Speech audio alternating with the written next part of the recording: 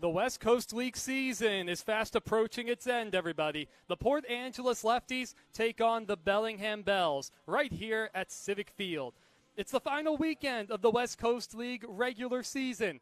I'm Evan Schmeiser, everybody. It's been a privilege to be bringing you the Lefties home action all summer long. So as far as the end of the season goes, both teams tonight, the Lefties and the Bells, they're pretty much set. This will be the final 3 games for the Lefties. They will not be playoff bound. The Bells, well, they don't have anything to play for this weekend. They were able to clinch the first half title in the Northern Division for the West Coast League. So they're guaranteed home field advantage in the opening round of the playoffs, that being a best-of-3 divisional round series. We were able to help them out a little bit with that, taking 2 of 3 from the Wenatchee Apple Sox to help leapfrog the Bells to end both teams' first half schedules. So Kyle Becker finishing up his warm-up pitches now. He'll draw the start tonight. It's his 4th game on the mound, first starting effort. He's gone 5 2/3 innings this summer. The 6-foot, 170-pound right-hander, rising sophomore at the University of Nevada at Reno.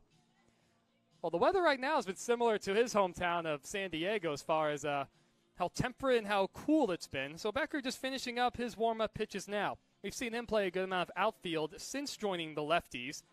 First game coming back on July 11th. It'll be Coleman Schmidt, the designated hitter tonight for the Bells. Ty Saunders bats second. Andrew Valdez is the third man. Darryl Ruiz will be hitting cleanup. Colton Bauer hitting 5th behind the plate. Cole Yoshida is the 6th man. Max Hartman hits 7th. Nate Kirkpatrick will bat 8th. Will Anderson will round out the order batting 9th. So Coleman Schmidt ready to go. First pitch out of the windup for Becker. A check swing called a little bit high. 6:38 Pacific Standard Time right here at Civic Field, and even 68 degrees Fahrenheit. Wind has calmed down ever so slightly, still going right to left. Swing and a miss at a breaking ball.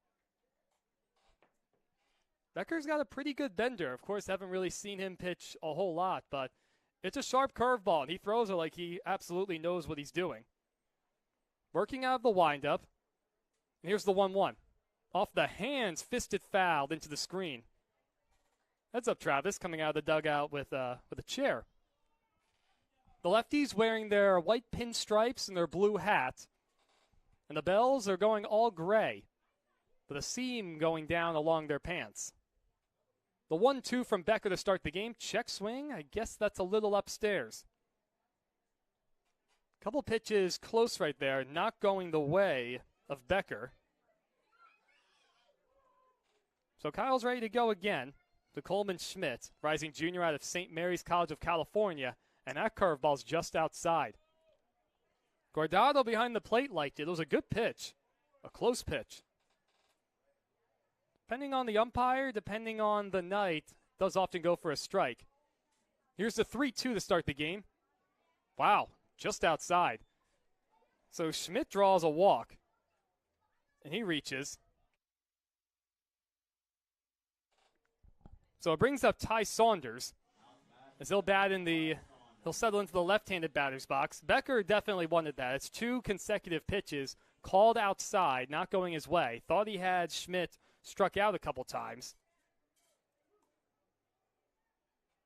So Ty Saunders, a two-way player.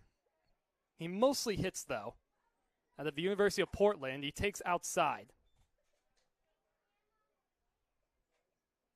Granted, he only threw 13 1/3 innings this past spring in Portland. Hitting .220 this summer. No home runs, 11 RBIs. So Becker out of the stretch. The Lefties look to turn 2. A good lead from Schmidt at first. Swung on and missed. Looked like that might have been a changeup from Becker. That was a good one. Good pitch to try and roll a double play ball.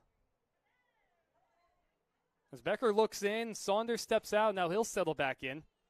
Schmidt with a shorter lead off of first this time, barely off the bag at that. The 1-1 from Becker in the dirt. Blocked by Guardado. Schmidt takes off, throw to second. Plenty of time to nail Ty Saunders. So he's retired.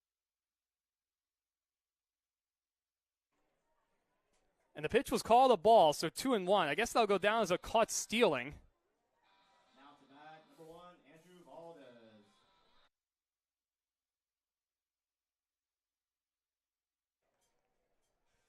The count's still 2-1. Now the base is clear with 1 out. Breaking ball. I guess that was inside. I don't think it was inside. So the count's 3-1. I mean, that's 3 pitches on that part of the plate that Becker has not gotten from the umpire. Check swing. I mean, I guess that was outside. I mean, I'm never like this. I don't know where these pitches are missing. So it brings up Andrew Valdez. Back-to-back walks to start the game. I mean, this looks beyond a major league strike zone right now. We've generally seen pretty big strike zones.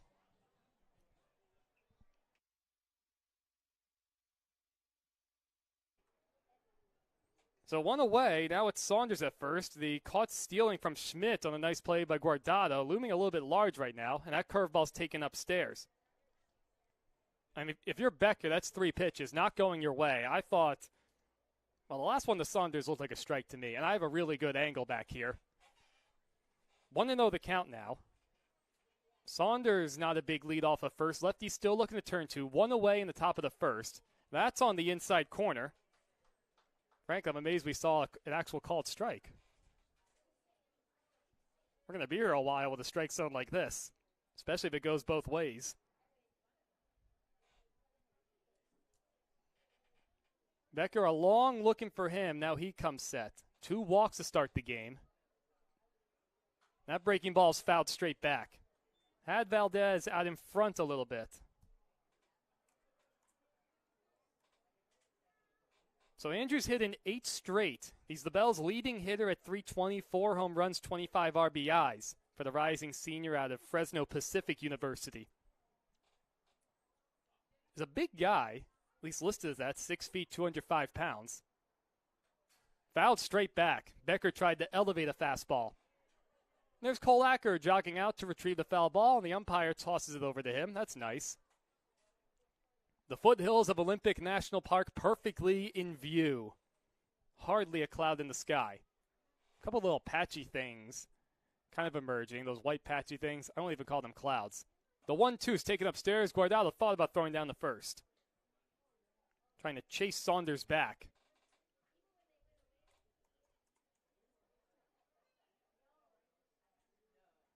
Saunders has stolen 4 bases this season.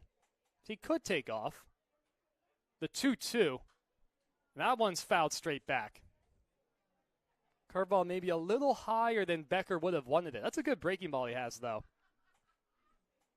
And especially you have a team, well, nobody's really seen Becker pitch a whole lot. He's only gone 5 2/3 innings, so could be a big advantage. Guys just not having tape on you, not having the synergy in TrackMan data. Here's the 2-2. Fouled straight back. That curveball a bit of a hanger. Pretty good battle from Andrew Valdez. Awaiting the 8th pitch of the at-bat. Pretty good-looking crowd in this calm Friday evening at Civic Field. Youngsters and even some adults playing catch beyond the right field fence. Actually, some Lefties guys playing catch down there, too. The 2-2's in the dirt. It gets away from Mauricio, and Saunders will trot up to second. Really nothing Mauricio could have done on that one. That was just spiked into the dirt.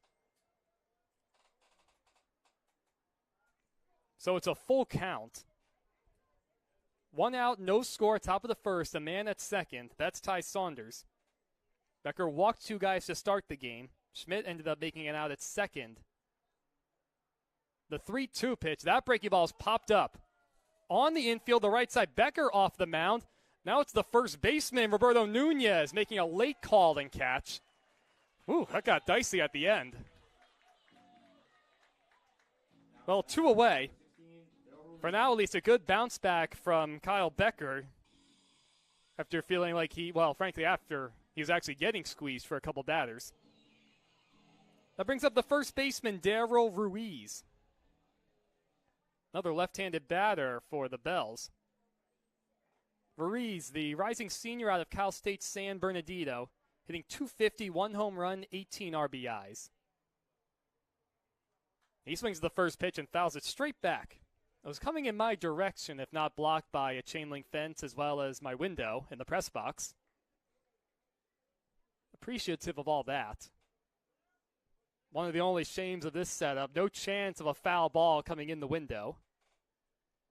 Although I guess my technical director, Silas, would appreciate that his tech won't get touched. In the dirt, good play, Guardado. The count moves to 1-1. Still an RBI opportunity for the Bells. Timu comes in about, well, the offensive numbers are about even with the lefties. They steal way more bases. It's the pitching that really sticks out for Bellingham. That's just outside, I guess. Well, I don't think any pitcher's going to get much of anything tonight. So good luck, Ryan. Good luck, Ryan Beitel, starter for the Bells. The 2-1. That's it high in the air to right field. It's not deep. Trent Jackson over and now in, and he makes the play. A good inning from Kyle Becker. No runs, no hits, and a man left. Good defensive play from Mauricio Guardado, able to help things out. So we head to the bottom of the first. Corey Jarrell, Aiden Arriaga, and Roberto Nunez will get things started.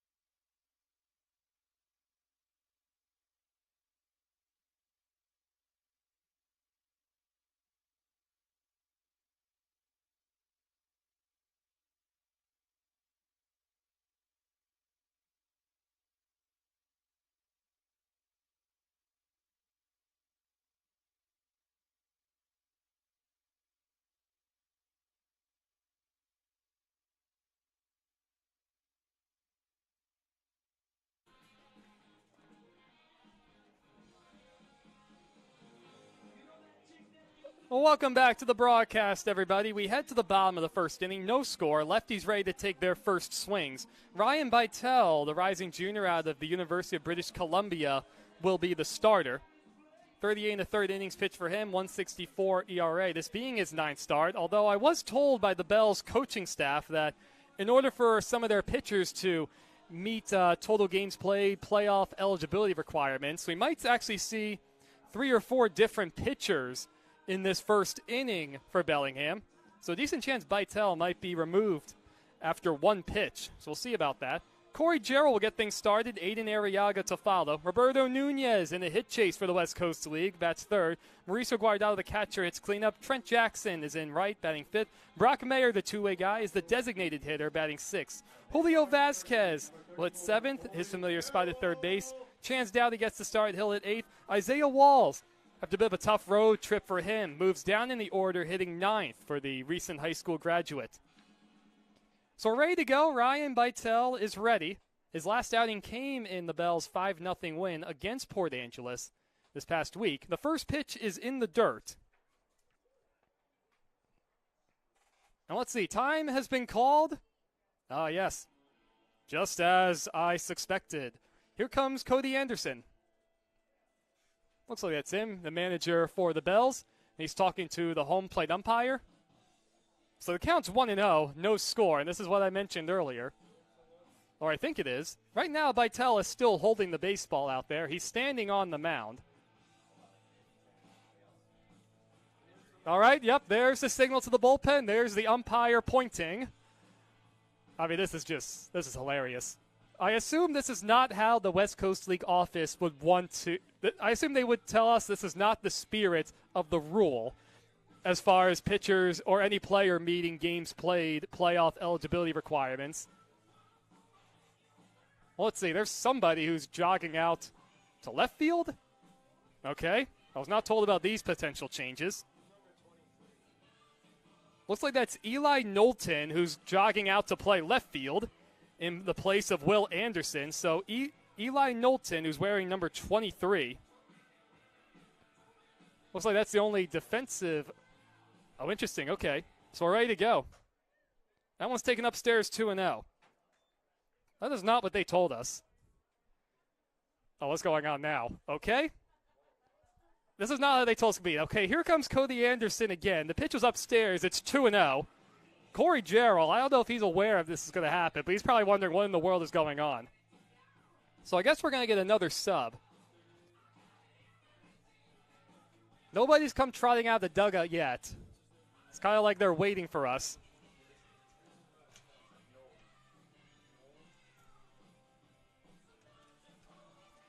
Let's see. Still nobody. Oh, there's the umpire signaling now.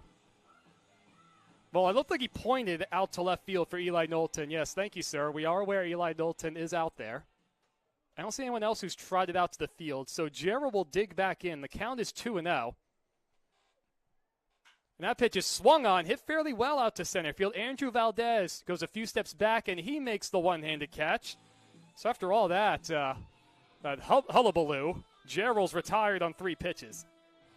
As Hayden Arriaga will dig in. Oh, gosh. We do have a circus out here. There's another guy jogging out to left field. Let's see. Looks like that's Brady Reynolds, number 36. I'm pretty sure that was Brady Reynolds. So he's in the left field now in the place of Eli Knowlton. I don't think I misunderstood this either, as Aiden Arriaga will dig in. The pitcher is still Ryan Beitel. I was under the impression that, as that pitch is taken low, ball 1, I was under the impression that all these new guys were going to be pitchers. I swear that's how that conversation went that I had before the game. Out of the windup, Beitel goes, and that one's outside. 2-0 the count to Arriaga. My, oh my. That's a first for me, as Aiden steps out. Arriaga had a great road trip. 4 for 11 with a triple this past week in Bellingham and then up in Edmonton. So he takes on the inside corner. So Aiden's batting average up to 225. A couple extra base hits now. Looking for his first RBI since joining the Lefties. He lines that one in the right field, and that's in there for a base hit. Aiden continues to swing a hot bat. He's aboard with 1 out in a scoreless game in the first. And that brings up Roberto Garza Nunez III. Bit of a tough road trip for him. His batting average is down to 343. He's still the 6th leading hitter overall in the league. You can see Beitel working out of the stretch. Arriaga does run well, and Nunez hits the first pitch foul. Roberto also in the chase for the West Coast league leader in total hits. He comes into play with 61. And Justin Sukada of Ridgefield comes into play tonight as the leader with 63. 3 more games for both guys. That's inside 1-1. A slide step from Beitel. My gosh. So just in case you guys need some catching up, if you're just joining us, as Beitel's ready to deal the 1-1 to Nunez. Fouled straight back again. Nunez now behind 1-2. Arriaga at first with a base hit. So the Bellingham Bells, who are playoff bound, they are guaranteed home field advantage in the first round of the playoffs. They've had 3 different guys play left field within the first at bat. Certain guys, some newer guys to the team needing to fulfill some games played requirements as Arriaga draws a throw from Beitel, not in time. So after 1 pitch, Eli Knowlton went to replace Will Anderson in left. Then after, 1 or 2 more pitches, Brady Reynolds is now in left field. In the dirt, blocked by Colton Bauer, 2-2. So for now, at least the circus in left field has ended. And I was under the impression that the subs were going to be pitchers, not left fielders. It's also some fun anticipation because it took a while for the guys to start trotting out there when the manager came out. Way inside, Nunez has to go dancing out of the way. It loads the count to 3-2 after Nunez fell behind 1-2. We'll see if Arriaga takes off. Nunez is pretty good about spraying the ball around, especially to the opposite field. The 3-2, Arriaga does not go. That one's hit hard in the left field. It's fairly well hit, but Brady Reynolds has it lined up a few steps shy of the wall. Looked like Nunez just got that one down and in on his hands a little bit, just missing a 2-run homer. Didn't quite have that same sound. And that brings up Mauricio Guardado. Mauricio getting the opportunity in the cleanup spot tonight, behind the plate as has been common to see with him. Especially with Chase Taylor having gone back home after the end of the previous homestand. Finishing his summer with 5 home runs, that was a big goal of his. Mauricio swings the first pitch and pops it up. Left side, short left field, Kirkpatrick and Ty Saunders goes out. Oh, and that ball's going to drop. Arriaga digging in the third. He's going to be held there. Guardado hustling in the second. We'll see how that one is scored. I mean, that's the left fielder's ball all the way. Maybe Brady Reynolds, the third left fielder to be out there for the Bells. Did not look like he called it off very aggressively, so Ty Saunders, the shortstop, kept going. Tried to make the catch. Looked like he wanted to give way at the last second, and the ball just dropped and kicked away. Give a lot of credit to Guardado, who hustled the entire way out of the box. It's now second and third and 2 outs for the Lefties. Looks like that's going down as an error on the shortstop Saunders. So E6, a 2-base error at that, and Jackson takes outside. Trent getting the start in the 5th position. His usual spot in right field, a rising junior at Hawaii Hilo University. A lot of room up the middle. 1-0 is fouled straight back. Jackson, an extremely aggressive hitter. Described by some of his teammates, well, especially Garrett Holpug at that. One of the most chilled out guys you'll ever meet. Then when it's time for him to swing, it's violent. A very hard, violent swing. Vitale is set with the 1-1, and he deals. Off the end of bat, a high bouncer in front of the plate. It's picked up by Vitale. Over the first, dug out by Daryl Ruiz on a hop. Could have been very risky for a second. So the Lefties do leave 2. No runs on 1 hit.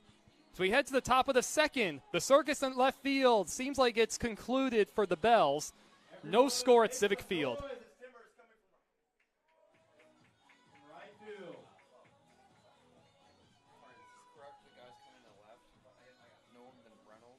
Yeah?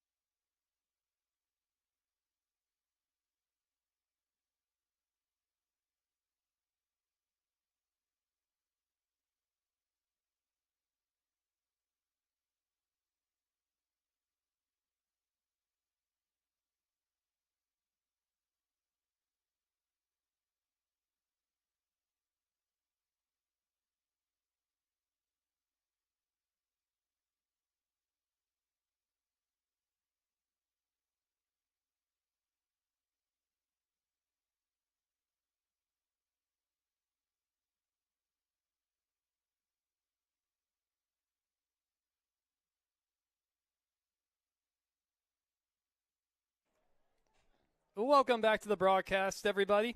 It'll be Colton Bauer, Cole Yoshida, and Max Hartman to get the second inning started against Kyle Becker. Was able to work around a couple walks, a very tight strike zone. Lefty hitters still very aggressive in the first inning, even with that in mind. So Becker had the windup in the first pitch. Well, that was called a strike. Becker could have used that strike in the first inning. It was very similar to some of the pitches we saw from him called balls. The 0-1, and that's right down Main Street for a called strike 2. So Bauer quickly behind 0-2. The rising sophomore out of Washington State University. Well, that's Jerica's alma mater. Just graduated from there. Pulled foul on the ground, right past the third base coach's box. Bauer hitting 155 this season. A couple doubles, 5 RBIs. He went 2 for 3 a few days ago against the Wenatchee Apple Sox. An RBI and a couple walks. Becker out of the windup, ahead 0-2, just upstairs. I mean, that looked like a good pitch. I don't think Guardado received it all that well. Kind of awkward. Some extra movement we saw from him. Breaking ball swung on and missed. The first strikeout of the evening for Kyle Becker, and a good bender. And that'll bring up Cole Yoshida. As he settles into the box, we'll take a look at the lefties defensively. Julio Vasquez mans the hot corner. Isaiah Walls at shortstop. Aiden Arriaga, the second baseman. Nunez over at first. As that one's off the hands, hit high in the air to left field. It's pretty well hit. Dowdy going back at the wall, and that ball's gone. Well, the wind really did pick up going out to left field, because Yoshida by no means did he get all of it, but the ball was able to carry out just enough. So now 1-0 Bells in the second inning on the home run from Cole. I didn't think that ball had any way of getting out of here. So the second home run of the summer, now the 17th RBI for the rising junior at Fresno Pacific University. So with one away, a 1-0 ball game, it brings up Max Hartman. To finish up the lefties defensively, it's Mauricio Guardado behind the plate. Chance Dowdy's in left. Corey Gerald gets started in center. Trent Jackson, his usual spot, in right. That's on the outside corner for a called strike one to the left-hander Hartman. Max Hartman, the rising sophomore out of Washington State University. He's hitting 177 as he takes apparently low or inside. 1-1 the count. I don't think anybody knows where the strike zone is right now. Here's the 1-1 from Kyle. That one's outside, 2-1. Ended up missing his spot. Guardado set up inside. So Becker with one away, nobody on. That one's up and away. So he falls behind Hartman 3-1. Becker did walk 2 guys in the first inning, although he was getting squeezed pretty good. Flags at full tilt, blowing right to left. Really just picked up not too long ago. And that one's a little outside. So the third walk issued by Becker. Now a 1-out base runner in Hartman. They better keep an eye on him. He's stolen 10 bases this season. This is the Bells team that does like to run, stealing over 90 bags this summer. And that brings up Nate Kirkpatrick, the rising sophomore out of St. Mary's College of California. He takes a breaking ball on the outside corner. I mean, that borderline outside pitch, I don't think anybody knows whether it's going to be a strike or a ball each time it goes there. It's real. It has not been consistent out there. 210 for Kirkpatrick, no home runs, 9 RBIs. Here's the 0-1. That breaking ball is low. Pops out of the glove of Guardado. A steady diet of breaking pitches from Becker. Bells hitters getting a good look at it. It's effective, but of course the more you see it as a hitter, the easier it is to hit. The runner starts and stops, and the pitch is taken low. Guardado already caught one man stealing tonight, and that was Schmidt in the first inning. Becker coming set. The lefty's looking to turn 2. Second baseman Arriaga playing close to the second base bag, and that's just outside. I mean, that's virtually the same spot that we saw the strike one pitch get called. The only difference is that was a fastball called the ball. The breaking ball was called a strike. 3-1 the count now. And there goes the runner. Pitch is taken upstairs. Guardado throws through for some reason. It doesn't matter because it's ball 4. The field umpire out there, too, made the safe call. He didn't really need to do that. Back-to-back walks issued by Becker, and it brings up... Oh, wait, this is a part of the left field mess. Brings up Brady Reynolds. Thanks for that assist, Griff. Not Will Anderson, not Eli Knowlton, but Brady Reynolds. We have a meeting on the mound. There's Matt Acker. The entire lefty infield also out there. That's a lot of guys standing on top of the mound. It's been a really difficult strike zone for Becker. Nibbling, not getting a lot of close pitches. He's walked 4 guys. He allowed the solo home run to Cole Yoshida. He's really looked good. He's looked really good early. It has just been a strike zone that nobody really knows where the strike zone is. So Hartman's at second, Nate Kirkpatrick at first. Brady Reynolds, the third guy to enter the game playing left field for the Bells in the bottom of the first inning. He settles into the 9th position. We're definitely going to double check all that with the Bells coaching staff, but pretty sure we got it all taken care of as that curveball misses outside. Reynolds in the left-handed batter's box. The Bells already lead 1-0. Becker looking to roll a double play ball to escape further damage. That's popped up. Left side, Vasquez going back along the left field line. Now he drifts into foul territory, and he makes the over-the-shoulder grab in foul territory. Really nice play to hang with that ball, even with the wind.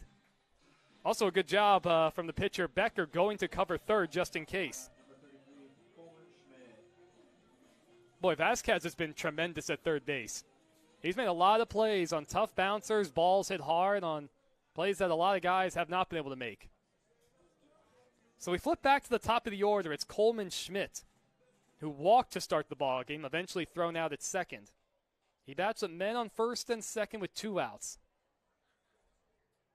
And the first pitch is outside. I think I figured it out. The umpire likes the curveball outside to the right-handed batters, but not the fastball. Or at least not the way Mauricio's receiving it.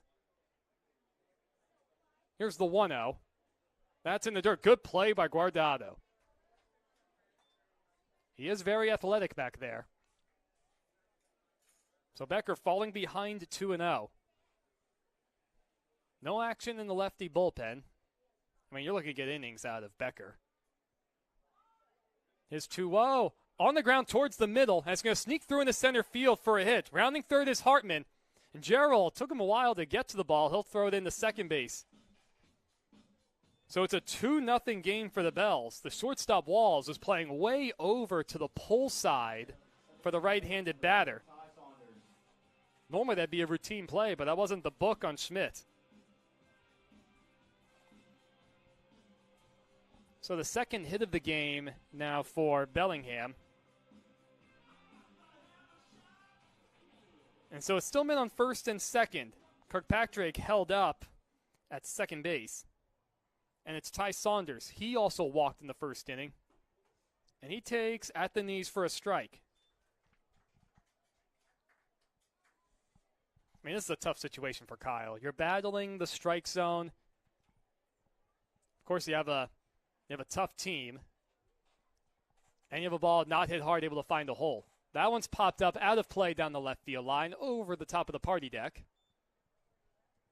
So the count now 0-2. Becker with options now, way ahead in the count. Both runners having to go back to their bases.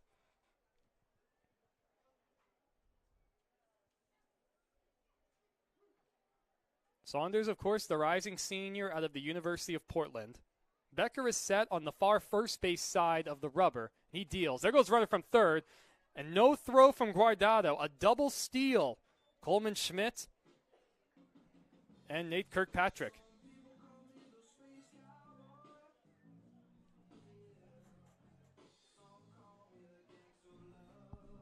Yeah, so second and third and 2 outs now. Again, this is the Bells team that likes to run.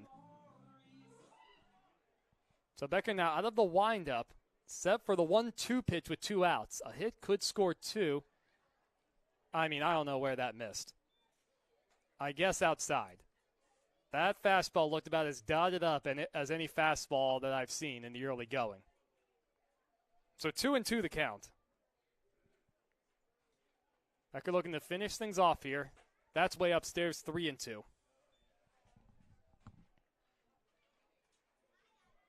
I mean, look, with the way the zone is right now, Matt Acker did get the the heave-ho from yesterday's ball game in Edmonton. Here's the 3-2 pitch with 2 away. That's a little further outside. That was actually outside. So it loads the bases with 2 outs. Dangerous spot for Becker and the Lefties. The 5th walk issued by Kyle. I mean, I don't even really blame him for that, though. He's thrown some really good pitches that have been strikes all summer long and look like actual strikes. So it'll be Andrew Valdez. He popped up to first base, his only at bat. Nowhere to put him if you're Kyle. First pitch is fouled straight back. An aggressive rip from Valdez, the leading hitter for the Bells. A Bells team that only comes into play hitting .229 as a unit. I think I mentioned in the first inning, or started to. It's a team that's really leaned on their pitching and their ability to move runners. .287 ERA as a team. That's tops in the West Coast League. As the breaking ball misses upstairs. 2-0 Bells leading the Lefties. Putting up a solo home run from Cole Yoshida. As that breaking ball's on the ground. Vasquez deflects off his chest. He gets away. Everybody's going to be safe.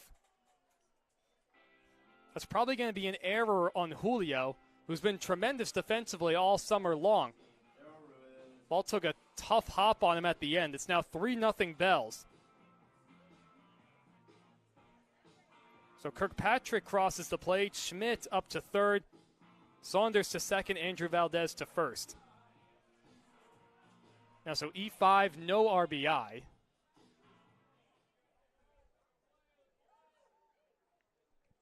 First pitch to Daryl Ruiz is low.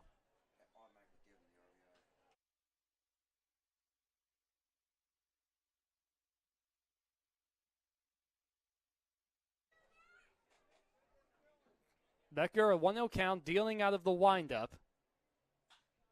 That one's lifted out to center field. Jarrell shaded in left center already. Moves to his right, and he makes the two-handed catch. So 9 men came to the plate for the Bells, aided by 3 walks in the inning. The big blows, the solo home run from Cole Yoshida, the RBI single from Coleman Schmidt. The Bells lead the Lefties 3-0 as we head to the bottom of the second.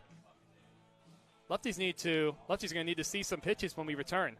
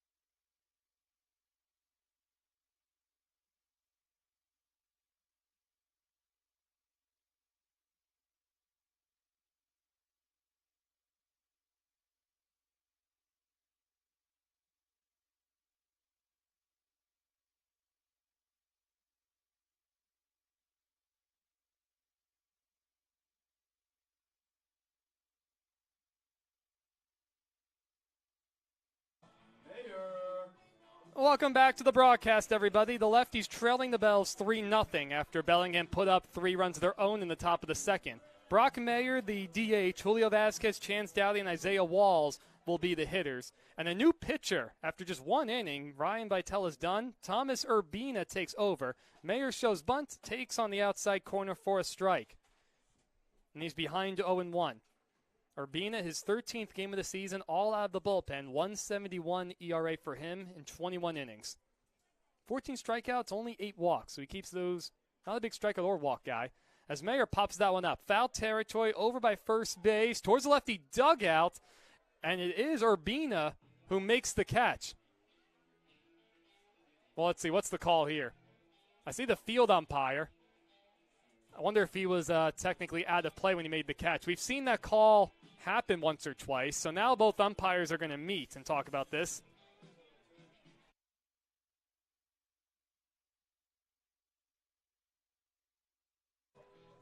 Yes, the umpires are still talking about this one. All sorts of administrative stuff. We've seen 3 different left fielders for the Bells, now already the second pitcher here in the second inning.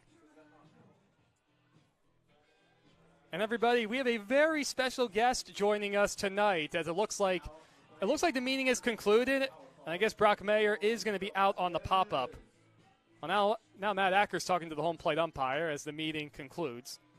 So Acker stays on the ball game for now. Julio Vasquez, the hitter. I'm joined in the booth by the Lefties closer C.J. Lewis. C.J., thank you so much for joining us. I know we might see you on the mound later tonight, but at least for the early innings, we're glad to have you. Well, I'm glad to be here. Thank you for having me. First pitch out of the windup, and that's in there for a strike. Now, C.J., I would have done this a lot sooner, but it's a very difficult thing. You could pitch any given night. Like, how do you go about, whether it's watching the game or being present and then mentally preparing over the course of 8-9 innings to eventually come in? It's a lot of staying focused, a lot of just being around baseball. I think a big thing for me is not being too focused and being a little bit loose. I think that helps me in not being too focused in on the game, as weird as that might sound. Just popped up out of play, 1-2 the count. So trying to stay relaxed that's a big thing, I'm assuming? Yep, trying to stay as relaxed as possible for about 5 innings, and then innings 6, 7, head down to the bullpen, stretch out a little bit. That 1-2 is way inside. Vasquez has to go dancing out of the way. Nearly got him in the leg. Yep, so about 5th, 6th inning, go down there, get stretched out a little bit, start moving around, get the blood flowing, and then about that 8th inning is when I really lock in. The 2-2 pitch coming in from Urbina. Vasquez takes in the dirt, 3-2 the count, 1 out in the bottom of the second. Bells lead the Lefties 3-0. First of this 3-game set, final series of the summer for the Lefties. I'm Evan Schmeiser, joined in the booth by Lefties closer C.J. Lewis, just to get everybody up to speed. Do you enjoy being a back end of the bullpen guy, C.J.? I know you told me before you're more of a middle relief guy at Toledo and Jackson State. As Vasquez takes inside for ball 4. I do enjoy being a closer. It's been really fun. It's brought out a new level of intensity in me that I didn't know that I had. Being sort of a middle reliever, you can come in any situation. But being here, coming in games where you kind of have to, you don't have as long of a leash as you do as a middle reliever. So you kind of have to lock in, be that guy to come in and close the door. So Chance Dowdy now the hitter in the 8th spot for the Lefties. He swings the first pitch and pops it foul. We'll take a look at the Bells defensively real quick. It's Nate Kirkpatrick at third, Ty Saunders at short, Cole Yoshida is the second baseman, Dara Ruiz playing first, Colton Bauer behind the plate. Oh boy, we've had 3 left fielders tonight. It's Brady Reynolds right now. I think that dancing is all over with. Andrew Valdez in center, Max Hartman in right field, and now Thomas Urbina on the mound. As Dowdy swings and misses behind 0-2. That was interesting what we saw in left field too, CJ. Yeah, I think it's because of in West Coast League rules, you need to have about 5 appearances before you can play in the postseason. And that's exactly what it is. Since Bellingham clinched in the first half, they're trying to get their guys in.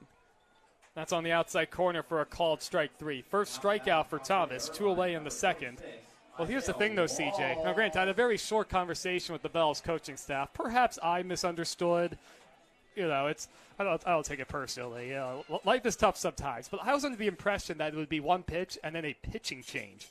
So seeing the pitcher stay on the mound, that being Ryan Beitel to start the game, was odd to me. As Isaiah Walls fouls the first pitch back, there was some confusion in the booth for a second. We got it all straightened out. The funniest part to me was, we had the manager come out, and then it took about an eternity for the new left fielder to actually come out. So we're going, who's it going to be? Just one big guessing game, really. Yeah. Something you've never seen before, so I have fun with it. Is it a lot different coming into the game, say in a non-save situation, or compared to, say, if we're trailing a run or if we're tied? I wouldn't say a lot different. I mean, That gets away from Bauer. Up to second goes Vasquez on the wild pitch. any time that you can come in, you just want to do as best as you can. You got to stay focused. I think that's the biggest thing about being a reliever. No matter what situation you are, you kind of have to go out there and think the game is a tie ball game, 0-0. Can't let any runs score. That's kind of my mindset and how I go about things. What's the favorite away stadium or away town that you visited? Okay, favorite. I'll give you two different answers. I think the favorite away stadium that we played at was just Edmonton. Edmonton was beautiful. In terms of town, I really liked Kelowna, and I really did like Victoria. But if I had to pick, I'd probably have to pick Kelowna. So Wall's behind in the count 1-2. I always enjoy seeing your stories of right when you get to a stadium for the first time. So that 1-2 pitch is swung on and missed. That'll retire the side here in the second. Lefties leave a man aboard, no runs, no hits. 3-0 Bells over the Lefties through 2 full. CJ's going to be hanging around with us for a couple innings, you guys, so don't you worry about that. We'll return in just a little bit.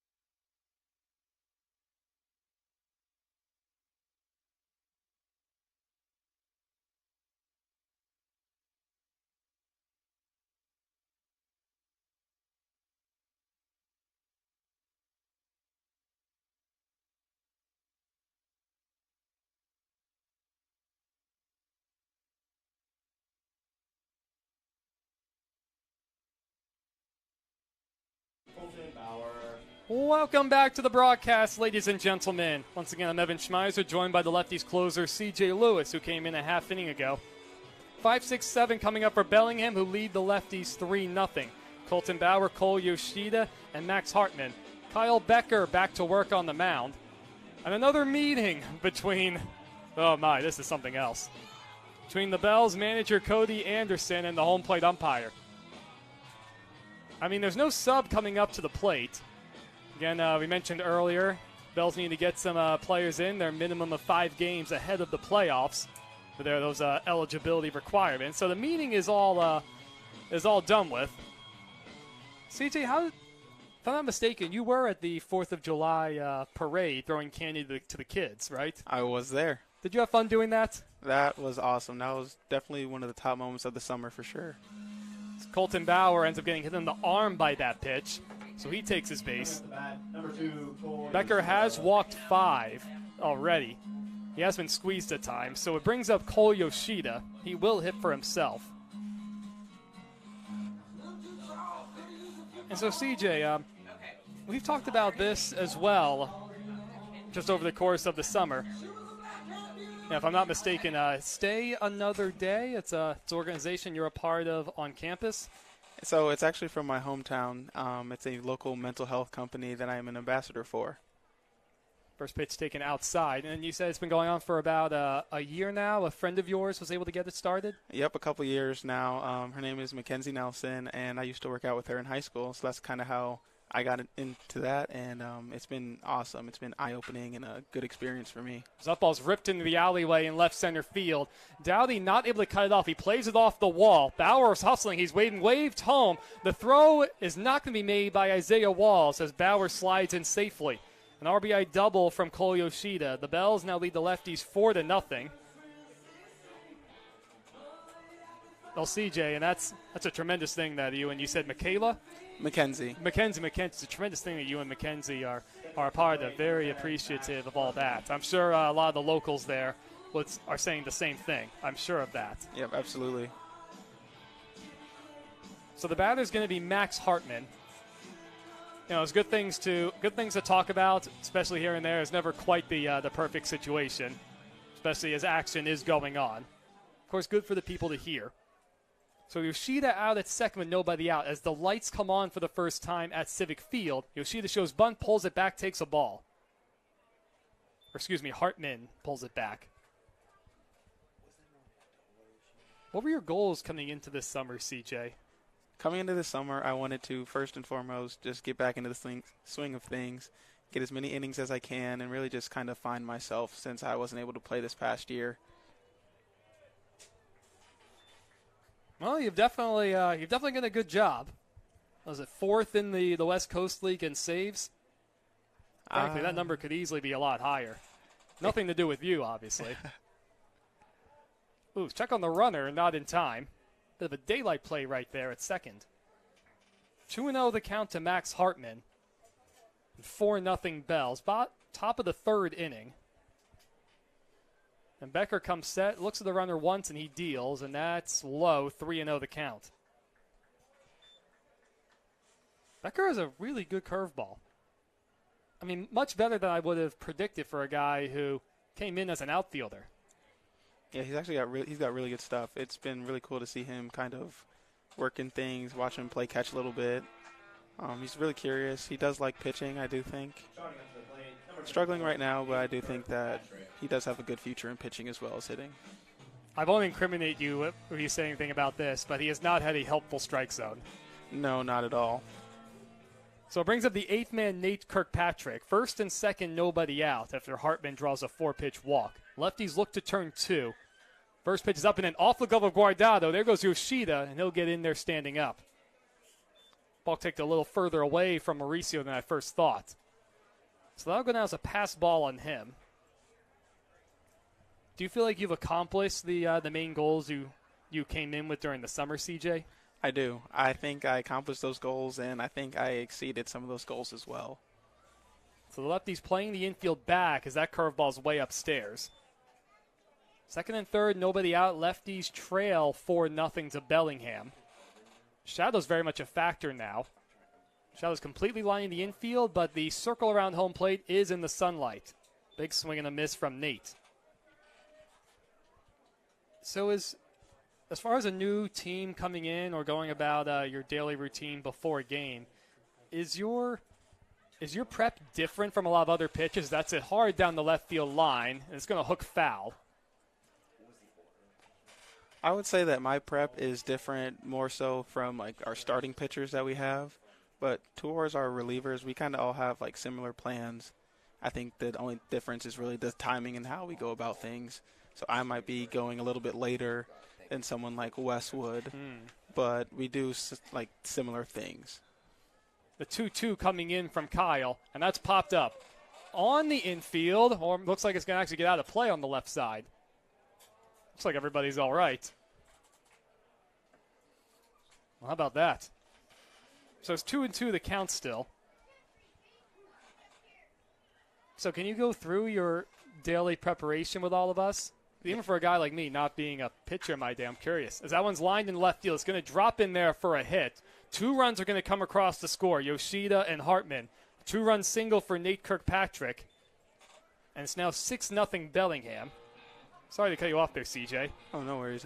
For me, I normally, for a 6:35 game start, for our home games, I'll get here around 2:30. I'll start to do my rehab and anything, kind of work out any kinks I have in my body, try to get the blood flowing early. And then I'll shag BP, try to relive my hitter days out there in the outfield. And then after BP, I'll kind of come in, I'll put my headphones on, sit in the locker room for a little bit, and then I'll actually go out to the field and start a little bit of a dynamic warm-up, get my body going, a lot of arm swings, a lot of leg stretches. 1-0 the count to Brady Reynolds, and the man on first, 6-0 Bellingham. Here comes Evan Bates out to the mound to talk to Kyle. I do a lot of leg stretches, try to keep my legs as loose as I can throughout the game and before the game. And then of course, you have like your J-bands, your plyo balls, any like soft tissue things. Like we have a massage gun that we use as a team. We have some foam rollers, shoulder tubes, a whole bunch of things that you don't normally see, especially from up here. They're kind of hidden down there in our bullpen. But there's a lot of things that go into it, and it's hard to explain. It's hard to explain for me because I am very different. Being a sidearm guy, I don't have to do as much of these shoulder activities as some of the others. Oh, interesting. That does make sense, though. Interesting. So it's a lot more elbow maintenance, I would assume? Yeah, a lot of elbow stuff, a lot of thoracic spine. I probably spend more time laying on my back, stretching out than probably anybody else on this team. Nice. It's a very healthy thing. Frankly, I need to do it more often with the amount of times that I run. Yep. Definitely need to. 1-0 the count to Brady Reynolds. Nate Kirkpatrick at first after singling home 2. No outs in the top of the third, and that's way outside. Griff up.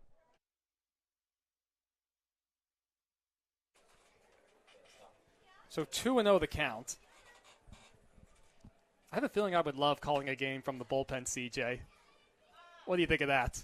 Way outside 3-0. I think you should come down there. I think it is a great time in the bullpen. I think that bullpen guys have the most fun on the baseball field out of anybody else. Would you say that's a specific lefty thing, or is that a general thing? I would say it's a general thing, but here at Civic with our lovely fans, it's awesome getting to talk to them and having the kids out there in the bullpen with us. So another walk issued by Kyle puts men on first and second with one out. Or excuse me, nobody out in the third. And here comes Matt Acker. And that, well, there is action in the lefties bullpen. I have not seen a signal yet. Of course, it's the second meeting in the inning. Yep, Kyle giving the ball to Acker. Conversation on the mound, the entire infield in there. Tough strike zone for Kyle the entire night as he walks off. So Becker exits, a new pitcher coming in for the lefties. We'll be back to introduce him in just a moment, you guys. Evan Schmeiser joined by the lefties closer, C.J. Lewis. We'll be back in a moment.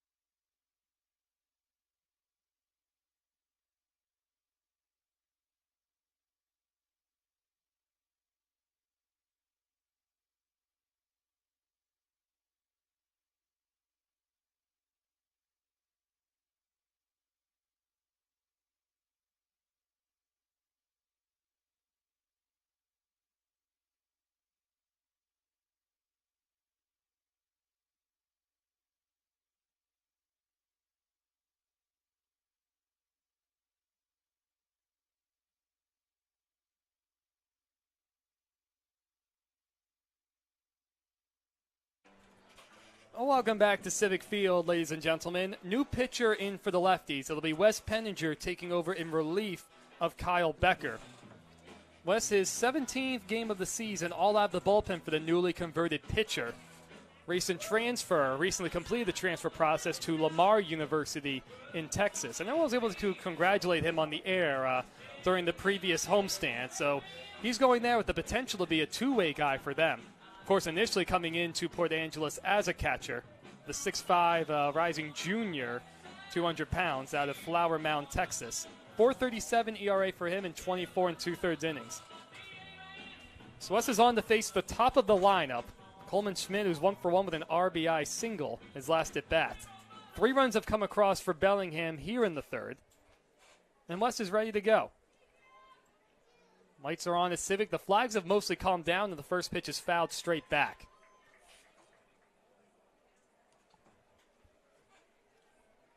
Are there any guys specifically, CJ, where you could say you've been able to learn a lot from them, being able to pick their minds, at least in this bullpen, this pitching staff for the Lefties?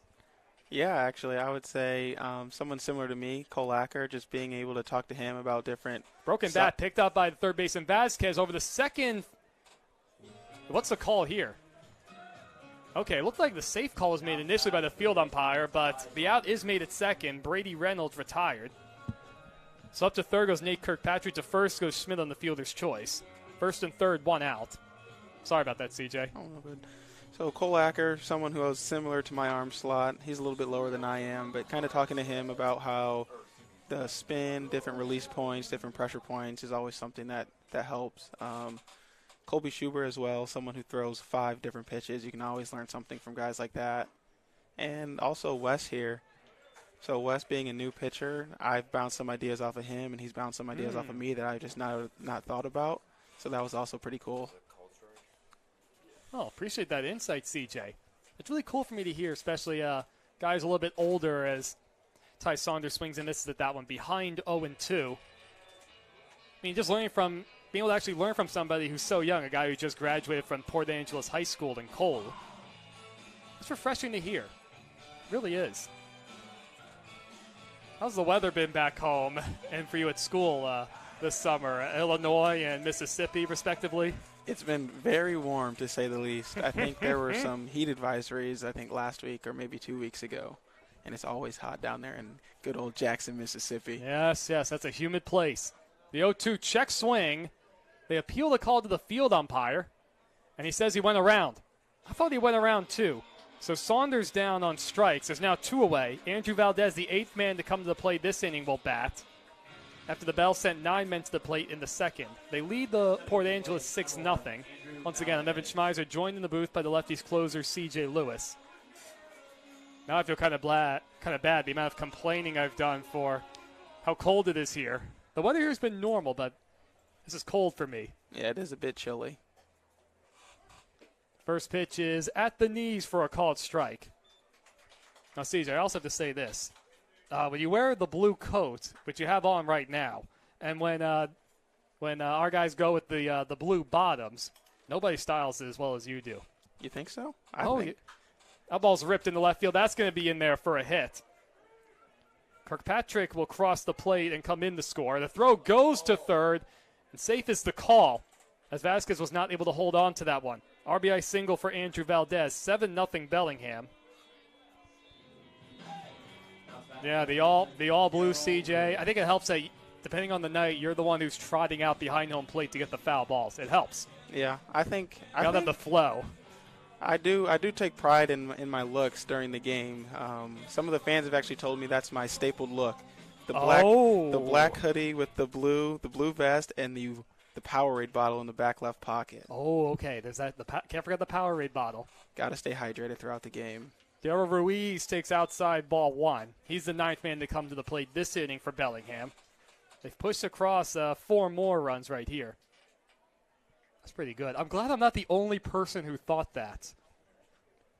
I didn't even notice it myself. Well, you're a humble guy, CJ. I can understand that. So that breaking ball's inside from Peninsula. Second and third, 2 away, 7-0 Bells. The line is complete for Kyle Becker. 2+ innings for him, 6 runs allowed, 5 of them earned on 4 hits, including the home run. 7 walks and a hit batter to go with 1 strikeout. Really a night where he battled the zone all night. On the ground, picked up by the first baseman, Roberto Nunez. He'll trot it to the bag himself. That finally retires the side. So the Lefties have some work to do as we head to the bottom of the third, trailing Bellingham 7-0. We'll be right back.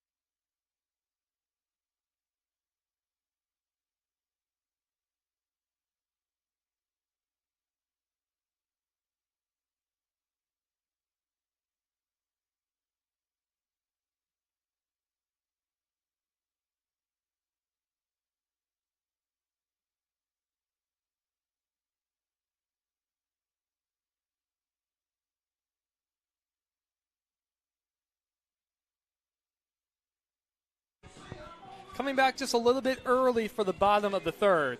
Top of the order coming up for the lefties, Gerald, Arriaga, and Nunez. Thomas Urbina back out for his second inning of work out of the bullpen in place of Ryan Beitel. Lefties trail 7-0 to Bellingham. Once again, C.J. Lewis, we're going to have him for a little bit longer in the booth. May very well pitch later tonight.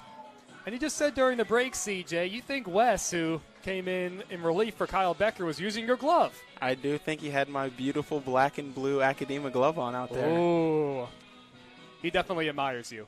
He definitely does. I hope so. And I know you said that I was a humble guy, but if I was on the outside looking in, I would admire me too. 1-0 the count to Gerald, who flew out to center his only at bat. That was good, CJ. I didn't see that one coming. Sometimes you got to switch it up. Can't stay the same. I know. Yeah. Getting more comfortable on the air. In there for a strike to Corey.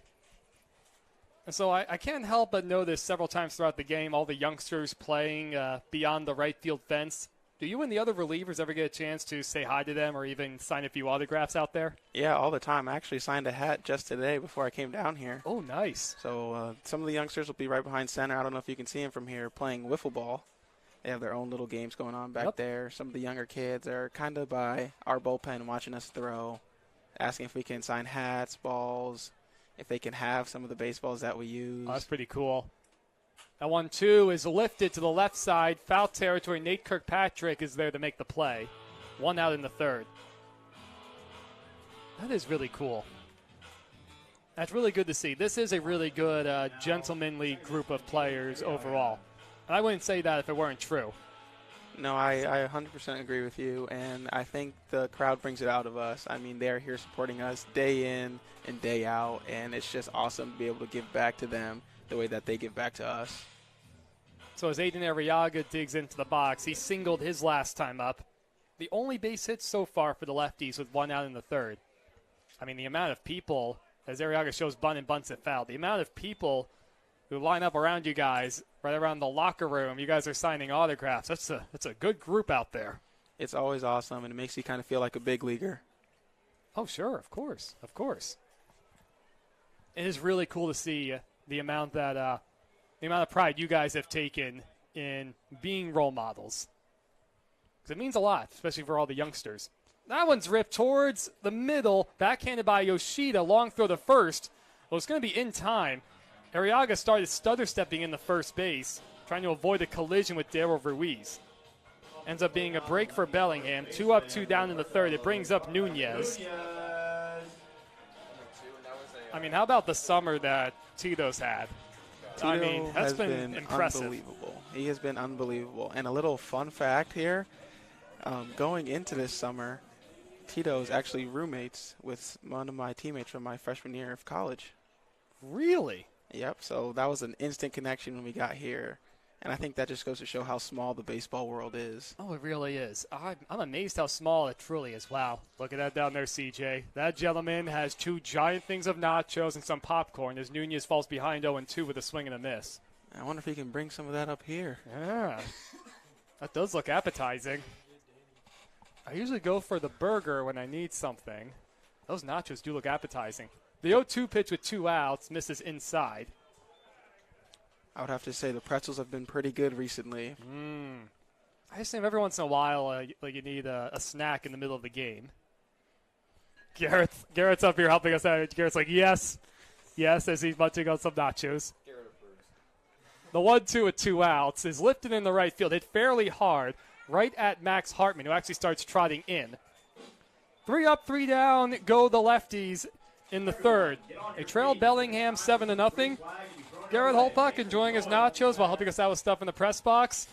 I think we have one more full inning of C.J. Lewis, you guys. We'll be back for the top of the fourth.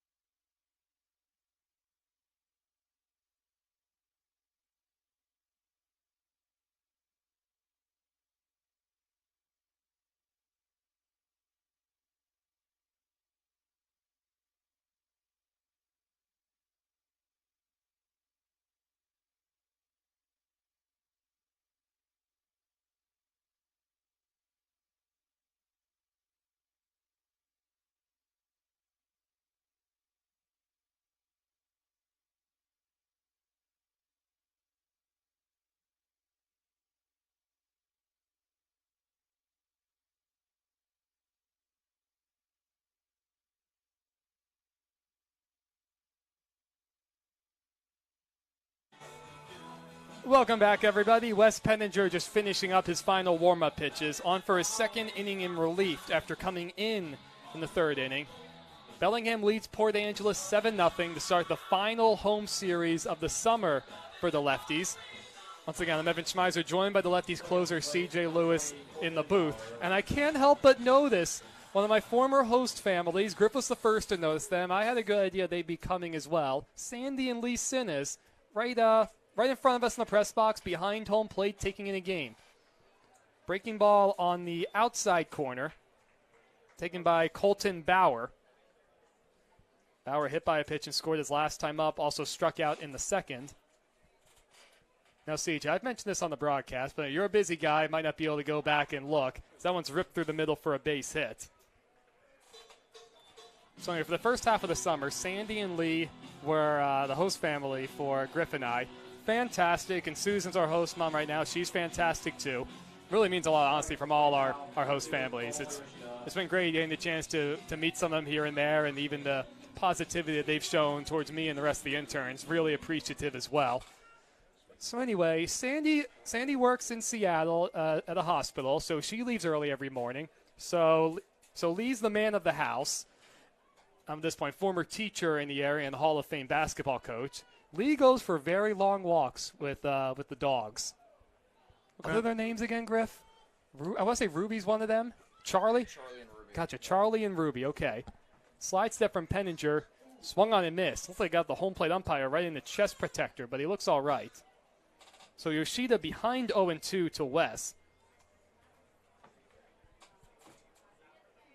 So anyway, with Sandy, Lee goes on very long walks with the little puppers, Charlie and Ruby. Like very long walks with the neighbors, as that one's fouled off. And so we can be out of the house for a while. Sometimes Griff and I end up leaving when they're in the middle of when he's in the middle of those walks. And one time we left, I go, Griff, I think we're gonna be just fine. I don't think we need to lock the door or anything like that. I know they tell us to, as that misses up and in. You know, Lee's gonna be back at any moment. And Griff was, I'm gonna do the safe thing. I'm gonna lock the door. Okay, Griff, I guess that's fine.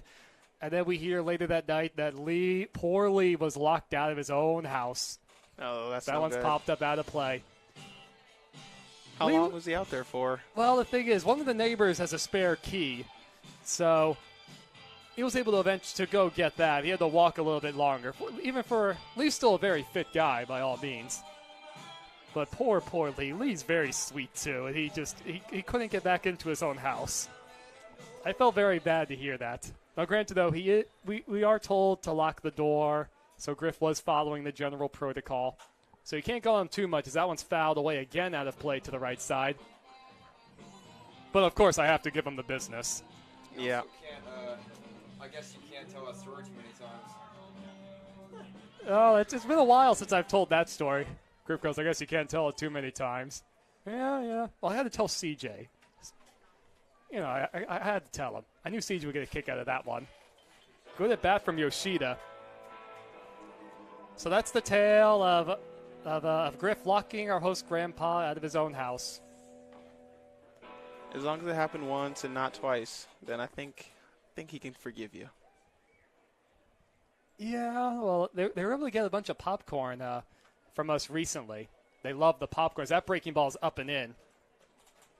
There's this popcorn shop from my hometown on the Jersey Shore that's been around since either the 20s or 30s. Johnson's Popcorn. That caramel popcorn is the die for, CJ. It's dangerous how good those tubs are. Oh, tubs of popcorn. That reminds me of back home. Get some yes. Garrett's popcorn from our great neighbors up north in Chicago. Now, what's some of the unique stuff that you can tell us about growing up near Chicago and even visiting? I guess one weird thing or abnormal thing is the town I'm from is Bloomington Normal. So it's kind of different being from a town called Normal. But it is pretty normal, I would say, for me at least. That's interesting, as Cole Yoshida takes ball 4, first and second with nobody away to start the fourth. Max Hartman will be the hitter. Because to me, I've only been to Chicago once to visit. I did check out the Beam, but I was largely passing through. A lot of people do enjoy the Beam. I know right now one of the biggest events in Chicago, Lollapalooza, is going on. What is Lollapalooza? Lollapalooza is a big music festival. Ooh. So that one's lined into right field. That's going to be in for a hit. Bauer is going to be held at third as a throw comes into the cutoff man. Had to make sure the ball wasn't caught. Bases loaded, nobody out. Bauer up to third, Yoshida to second, and Hartman aboard. The Bells lead the Lefties 7-0. Evan Schmeiser joined by Lefties closer C.J. Lewis. I've definitely heard the name Lollapalooza. I'm not with it with a lot of all that stuff, C.J. Certain main events, like I barely am even aware that the Macy's Day Parade happens on Thanksgiving. I'm one of those guys. That's a big one. Yeah, that's a big one. That's bad on my part. Nate Kirkpatrick, the hitter, the 8th man in the order, as he takes a strike on the outer half. So the Lefties are playing the infield back. Perhaps a corner infielder could go to the plate on the ball hit sharply. The middle is in their usual spots to turn two. Bases loaded, nobody out. Penninger out of the stretch, and he works ahead 0-2. What's it like going to White Sox games? White Sox games are extremely fun, and when I was going a couple years ago, sitting in the left field bleachers watching our lovely White Sox, it's something that you can't ever take it for granted.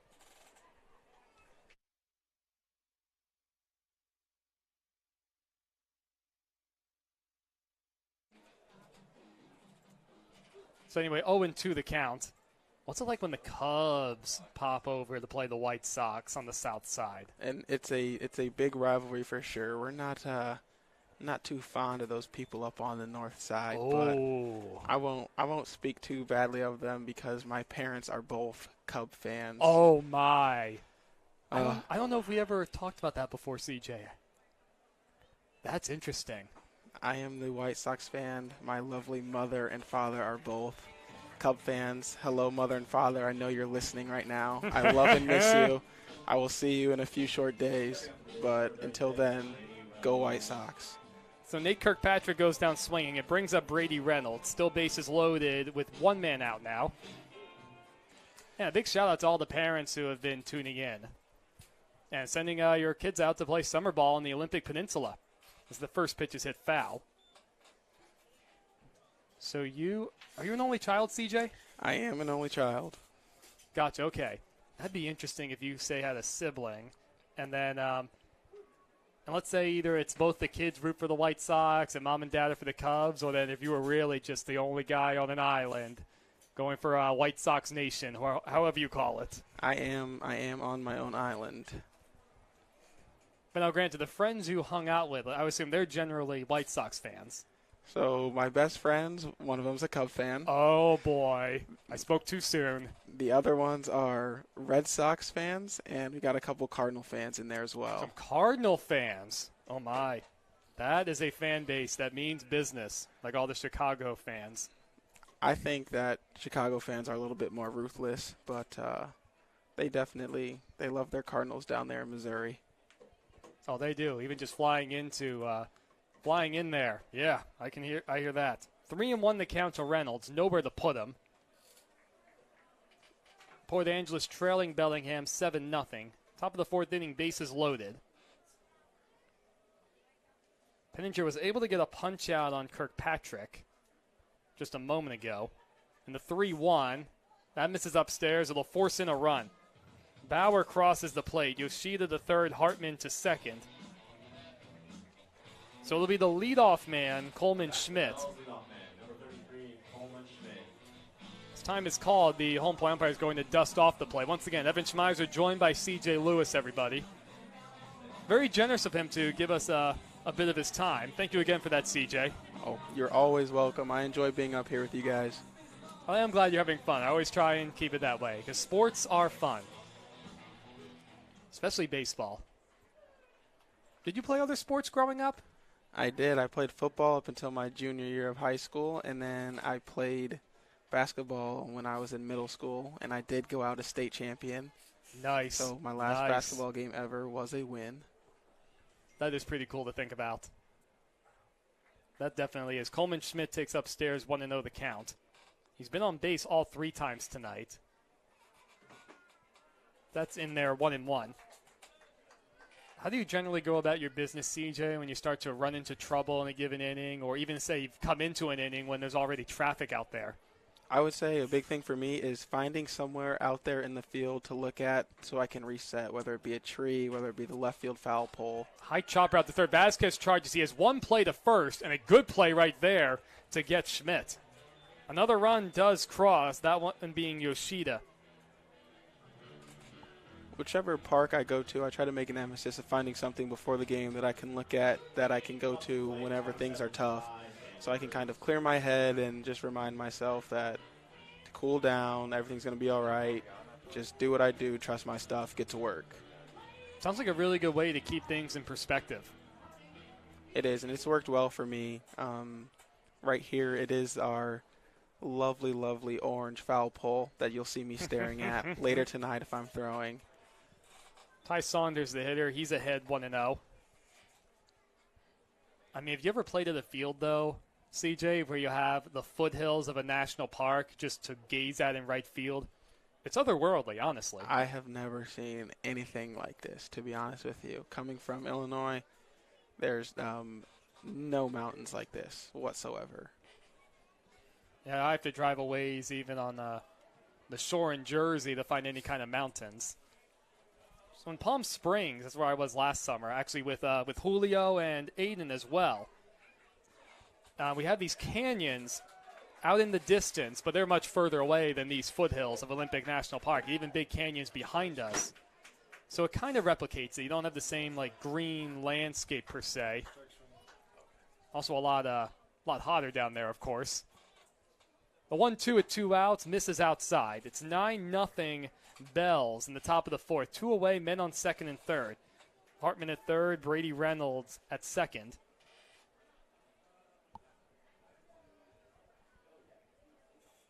Penninger comes set, a deep breath for him. His 2-2 is lifted high in the air. Foul territory. Nunez charges towards the dugout. It's going to get out of play. Did he catch that? No, I went under. Okay, I guess it bounced and went underneath the seat. I was kind of obstructed by a little bit of our wall setup. I thought for a second that fan who just took a sip of his Rainier made a really nice grab on the foul ball. Well, how about that? So Penninger at least has to try and throw one more pitch to get out of it. That ball's hit in the air to right. It's not deep. Jackson comes charging in. And it's actually the second baseman, Arriaga, who makes the call and the catch in shallow right field. 2 more runs do come across for the Bells. They lead 9-0 now. We head to the bottom of the fourth. We have one final half inning coming up with the mighty CJ. Guardado, Jackson, and Mayer when we come back.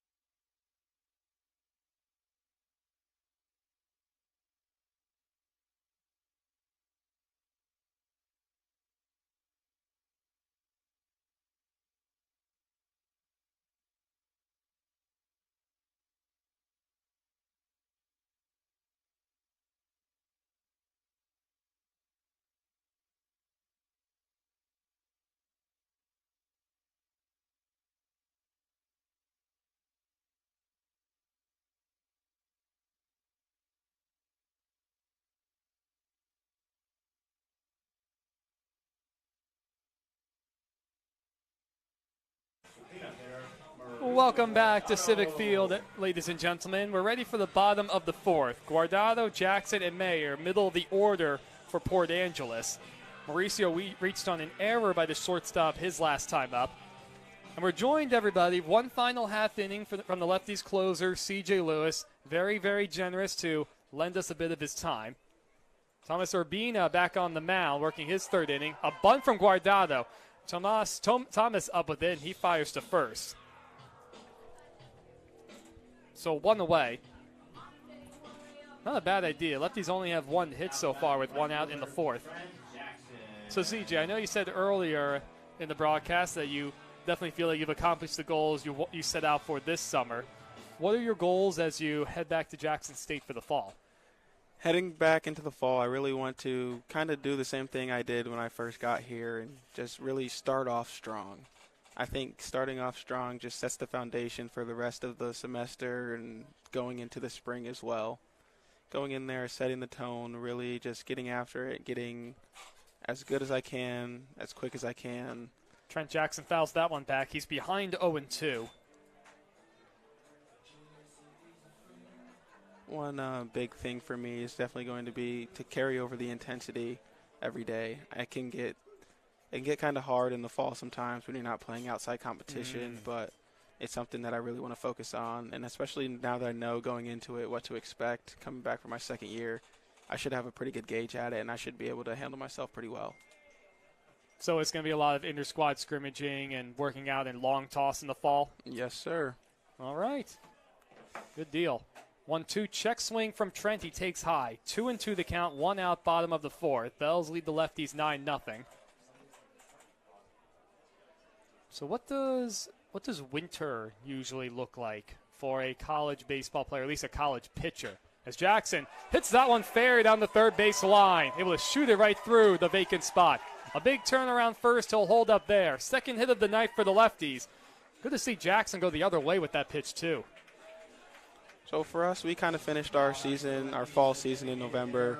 We got pretty lucky. We got to go home right after Thanksgiving break, and I had all my classes online, so I stayed home until the next semester. And for me, the winter it's a lot of lifting, a lot of pitch design for me, and trying to finding what I was going to work with, what I needed to improve. I really wanted to get strong, put on a couple pounds, really try to get some velo from the new arm slot.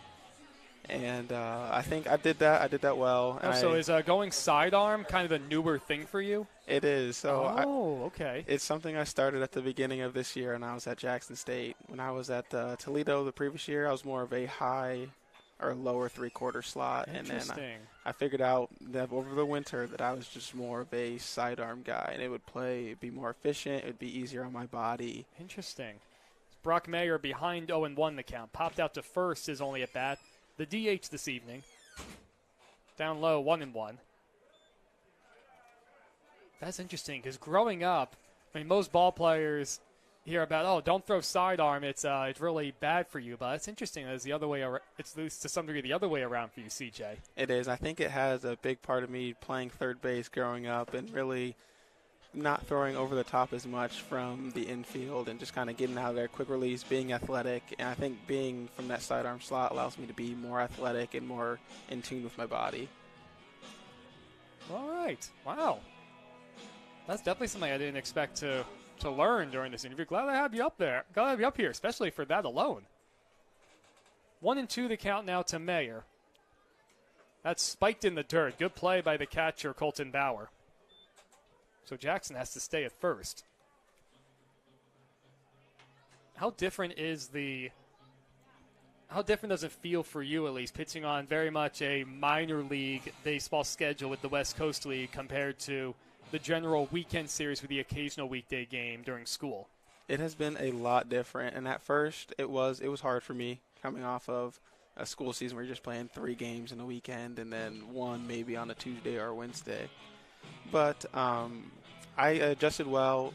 It really made me focus in on my body and just getting as much sleep as I can, drinking as much water as I can. Sure. And really just taking care of the little things that go into playing baseball at a very high level. Mayer awaits the 2-2 pitch from Thomas Urbina, and here it is.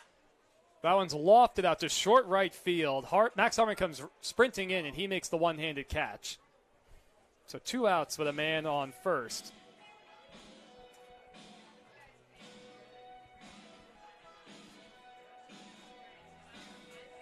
So it brings up Julio Vasquez. who walked his only time coming up in the second. Well, CJ with 2 away.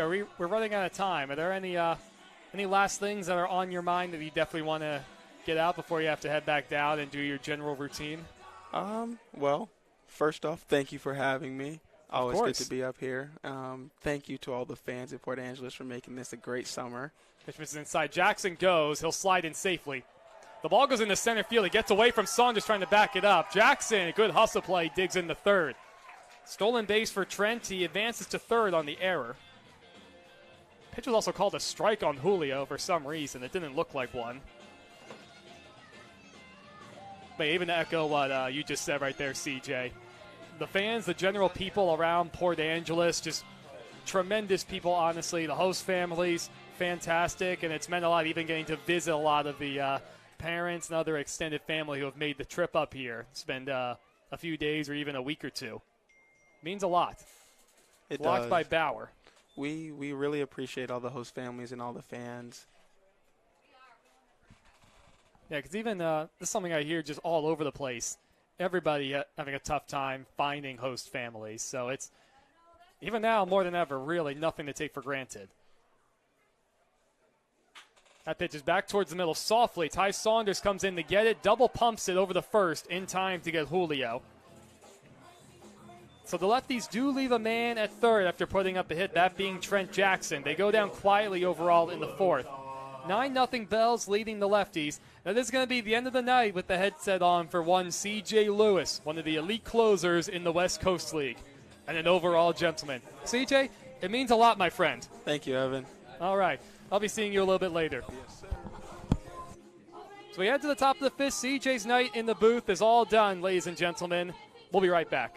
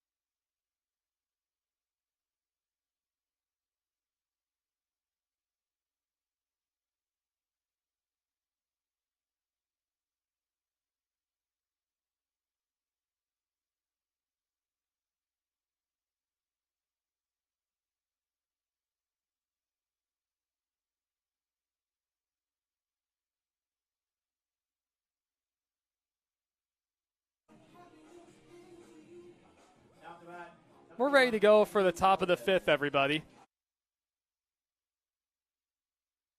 Andrew Valdez, Daryl Ruiz, and Colton Bauer will be the hitters. New pitcher on the mound, Travis Helm, will take over.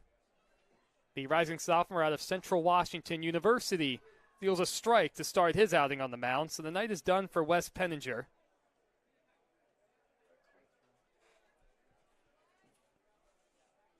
Travis has only pitched one game this summer.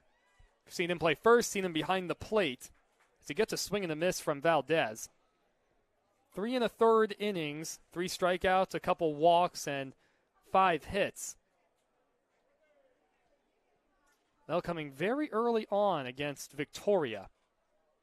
It's been a while since we've seen him pitch. That one's popped up, right side foul territory. Nunez makes the play. Well, that looked pretty good, getting a jam shot pop-up. And everybody, in case you're just joining us, the closer for the lefty, C.J. Lewis, just finished up some time on the broadcast, giving us 2.5 innings of his time. Really a gentleman, just like, honestly, the rest of the guys in this this lefty roster. All sorts of good insight and just good to be around good people. So it brings up Daryl Ruiz, and he takes upstairs. So the end of the night for Wes Penninger, 2 innings for him. 2 runs, both of them earned on 3 hits, a couple walks, and a couple strikeouts. Over the top delivery, and that's at the knees for a called strike 1.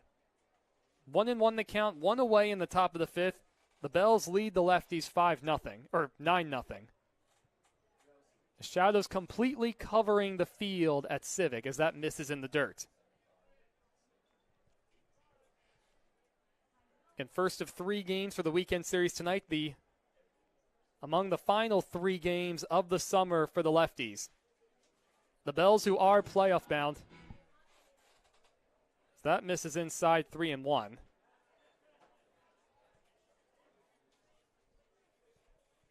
The flag still, well, they're fluttering more lightly now. You can see the leaves going with it, too. Still going right to left, but they've calmed down. That one's fisted out to short center field. Wall's on the run to try and get it. It's going to dink in there for a hit. So another base runner. This one now 1 out. Ruiz aboard.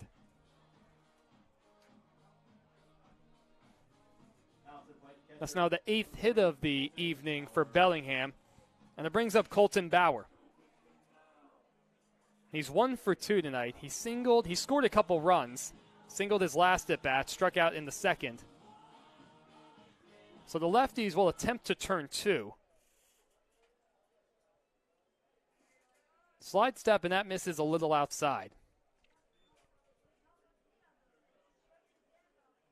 Goodness, I really enjoy every opportunity I get having another player or whoever else on the call with me give us some insight. That one's lined in the right center field. That's going to get in there for a hit. It'll split the gap. Jackson over to get, who is shaded towards the line. Ruiz digging the third. He's going to be held up there. And actually, Bauer holds up on first. Really not much speed on either end of the base paths. Still puts men on first and third with 1 out.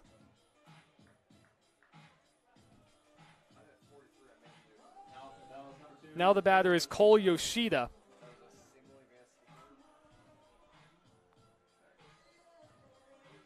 Cole homered in the second, and he doubled in the third. So he's 2 for 2, also with a walk. First pitch to him is up and in.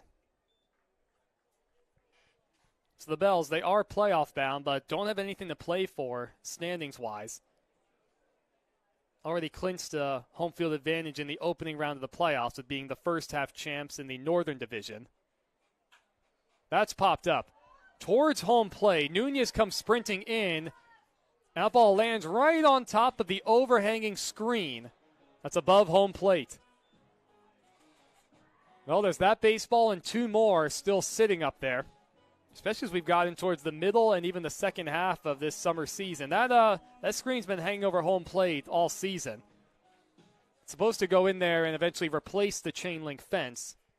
For now, not much practice for catchers who were looking to catch pop-ups. Pretty much anything that gets up there just either hits the net or falls on top of it. As Yoshida takes a strike, he's behind 1-2. Vasquez playing a step or 2 beyond the third base bag. Middle infielders Arriaga and Walls set to turn 2, and Nunez holding the runner at first. That's popped up again.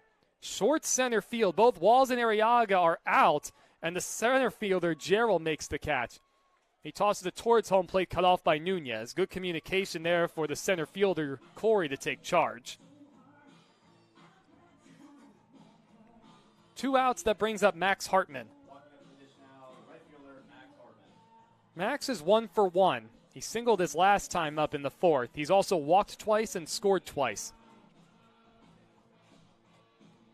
Helm trying to work a scoreless 5th, coming on in relief for Wes Penninger.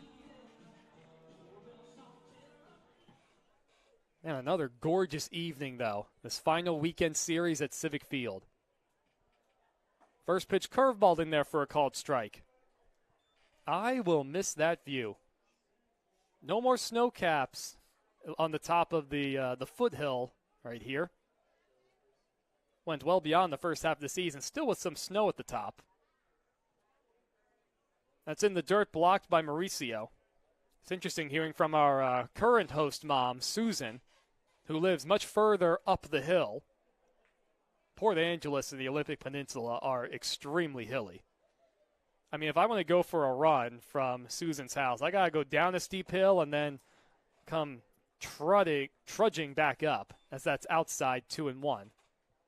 So it's one of those things where the further up the hill you go, and it gets cold out, the more snow you get compared to those living closer to the water and further down. That ball's ripped in the right center field. That's going to be another hit, another run coming across. Ruiz scores. Stopping at second is Bauer. Hartman has 2 hits tonight. It's now 10-0 Bells. It brings up Nate Kirkpatrick. Obviously, I'm not going to be around to see any snow in Port Angeles. After the season ends on Sunday, it'll be a couple days of cleanup as the first pitch curveball misses up and in. A couple days of cleanup, and then I'll meet up with my pig racing boss to announce some pig races at the Southwest Washington Fair in Centralia. You going to be down there at that point, Garrett? Wow. Garrett, if you come out, because I know with the chance of you being in the area, I'll make sure you get to meet the pigs.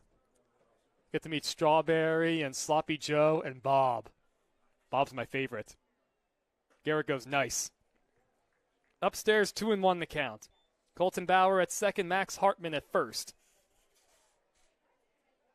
So that'll be a little bit of coordination to leave the right day, enough time for a little joyriding to see some more beauty. 2 and 2 on a swing and a miss from Nate. I think I'll go east around 101 around the national park, stop at the Hoh Rainforest, drive that little stretch, try not to get lost. That goes behind the batter. The runners don't move up. 3 and 2. The runners will be off and running. Yeah, so I'll check out the rainforest and then maybe try and find one other nice state park. And settle into Centralia, help finish setting up the trailer and everything else for the pig races, and announce the shows. Swing and a miss from Kirkpatrick on a breaking ball up in the zone. So a run does come across, or a couple runs do come across. Nope, excuse me. There was only one coming across. So 10-0 Bells leading the Lefties. So we head to the bottom of the 5th right here at Civic Field on this gorgeous Friday night.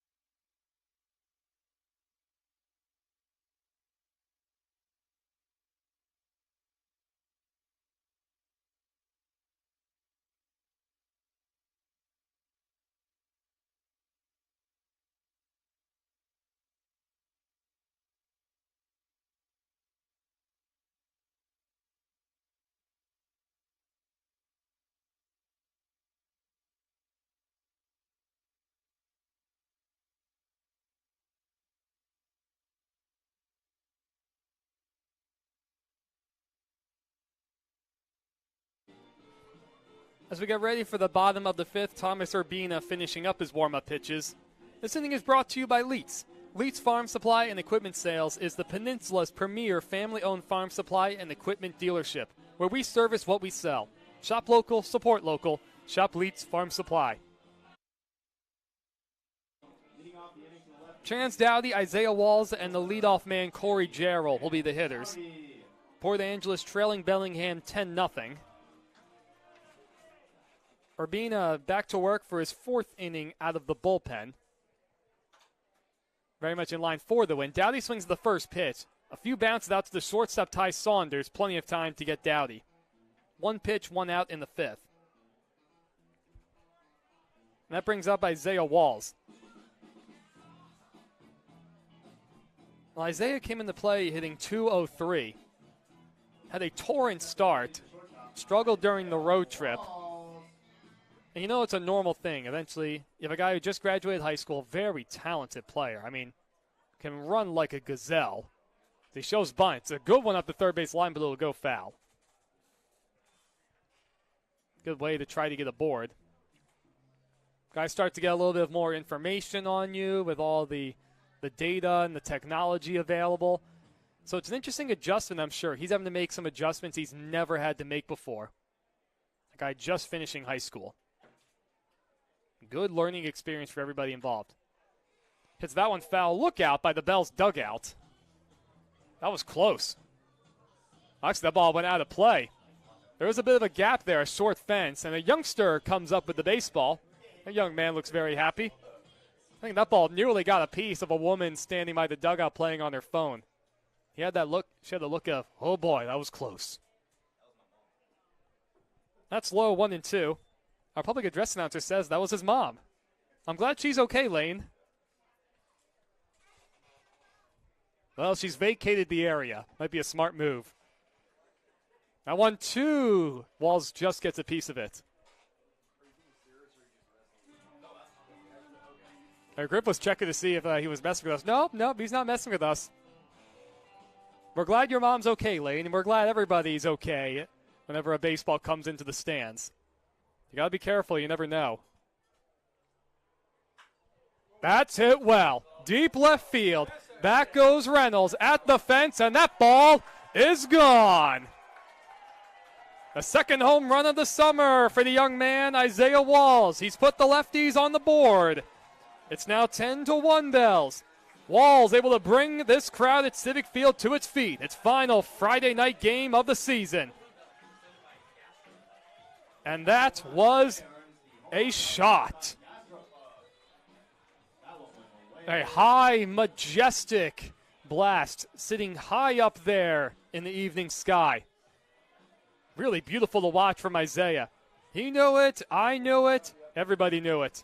It was even generous of Reynolds to go even just to venture back there. Corey Jarrell takes a strike on the outside corner. Just the third hit of the night for the Lefties. That was loud. That had that home run sound off a wood bat. Off the end of the bat and sprayed foul to the left side.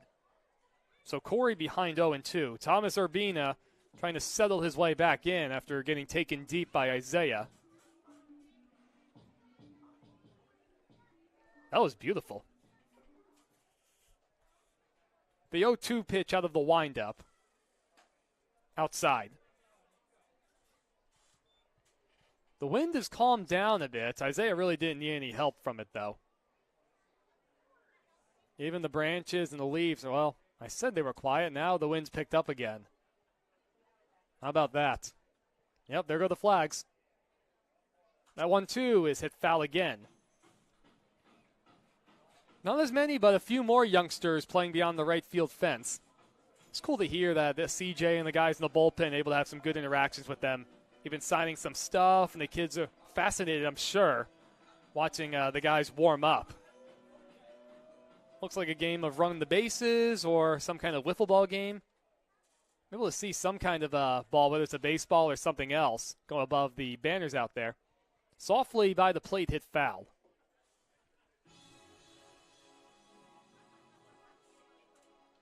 That's a beautiful night, and a good crowd at that. Among the very last chances to catch the Lefties before next summer.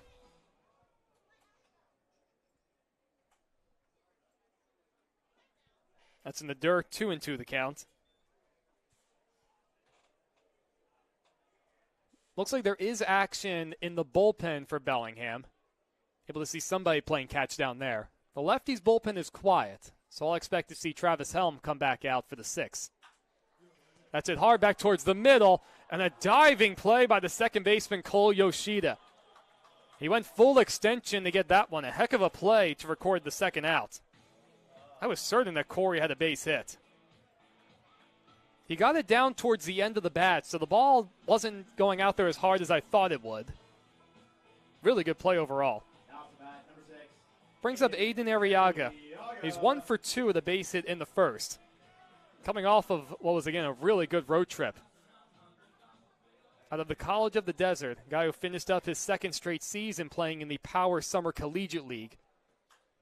As that's popped up, short left field, Kirkpatrick going back on it. That's going to dunk in there for a hit.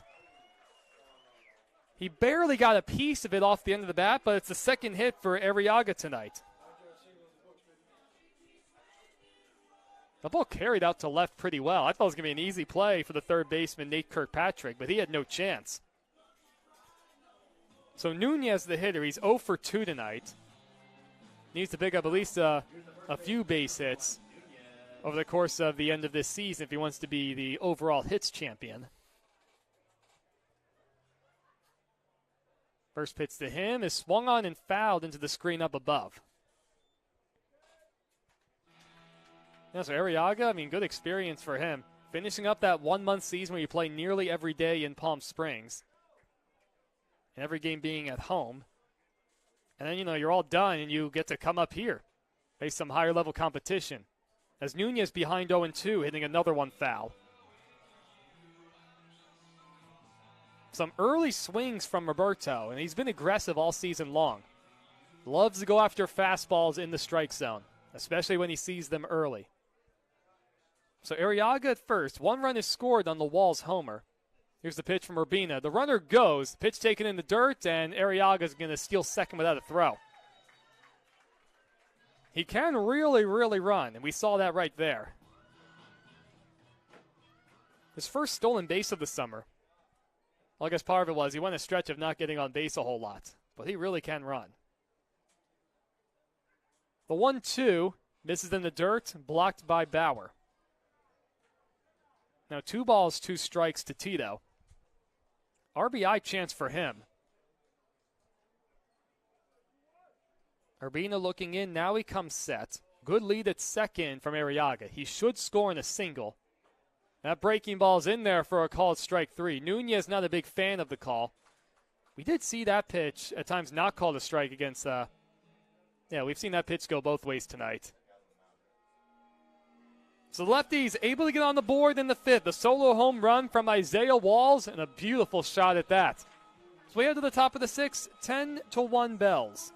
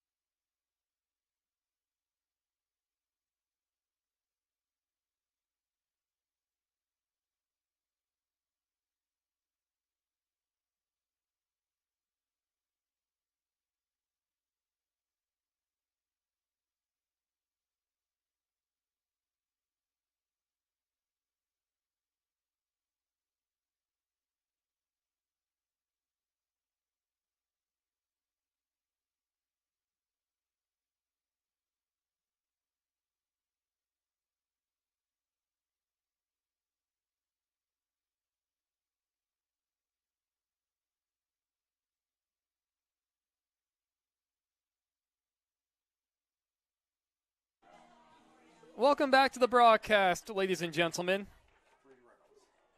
Brady Reynolds, the hitter, and then the top coming up. Aiden Arriaga, the new pitcher for the Lefties, as he deals low.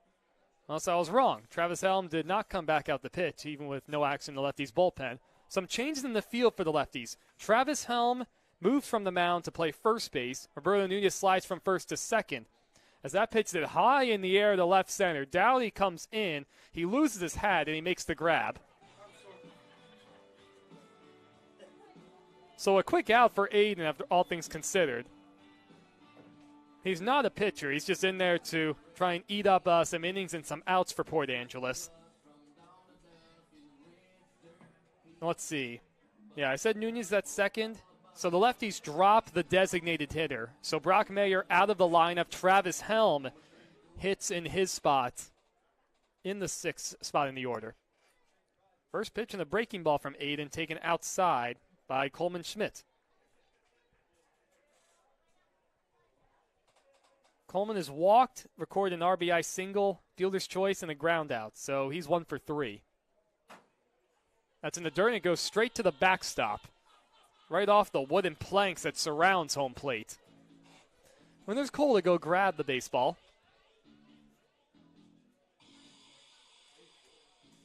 On our one-time host grandma and grandpa, Sandy and Lee, we saw them walking off, giving them a really good wave.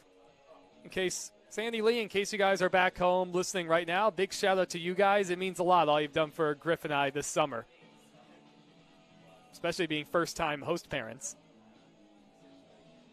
Griff and I will definitely make sure we come visit before we head out of town. I can guarantee that. Right, Griff? Griff gives me the thumbs up. Upstairs, 3-0 the count. Arriaga working out of the windup with 1 out and nobody on. As that's in the dirt, it gets away from Guardado. 4-pitch walk to Coleman Schmidt. Also, Ty Saunders' spot is coming up, and he will hit for himself.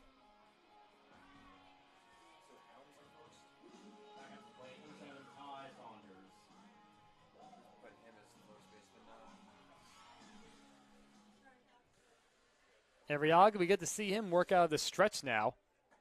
He gets a first pitch swing and a miss. Some young gentlemen running across the concourse over towards the Bells dugout.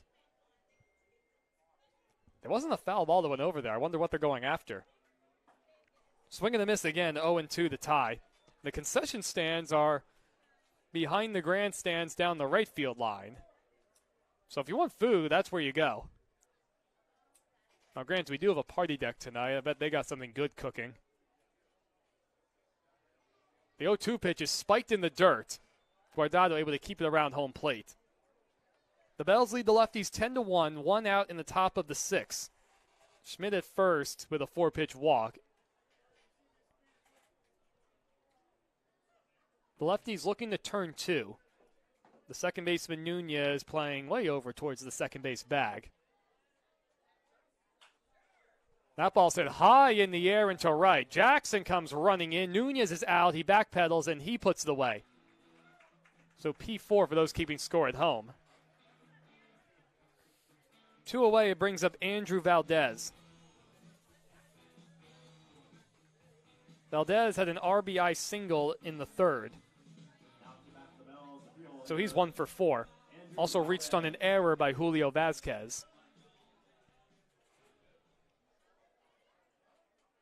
So Arriaga trying to work a scoreless 6. That's just outside. Dusk is settling upon us on the Olympic Peninsula. I am noticing the days are getting shorter. The sun's setting before 9 o'clock now. Way outside.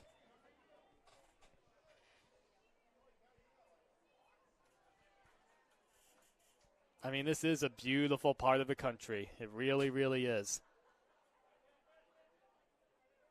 Arriaga a longer looking, and now he comes set. And he deals the 2-0.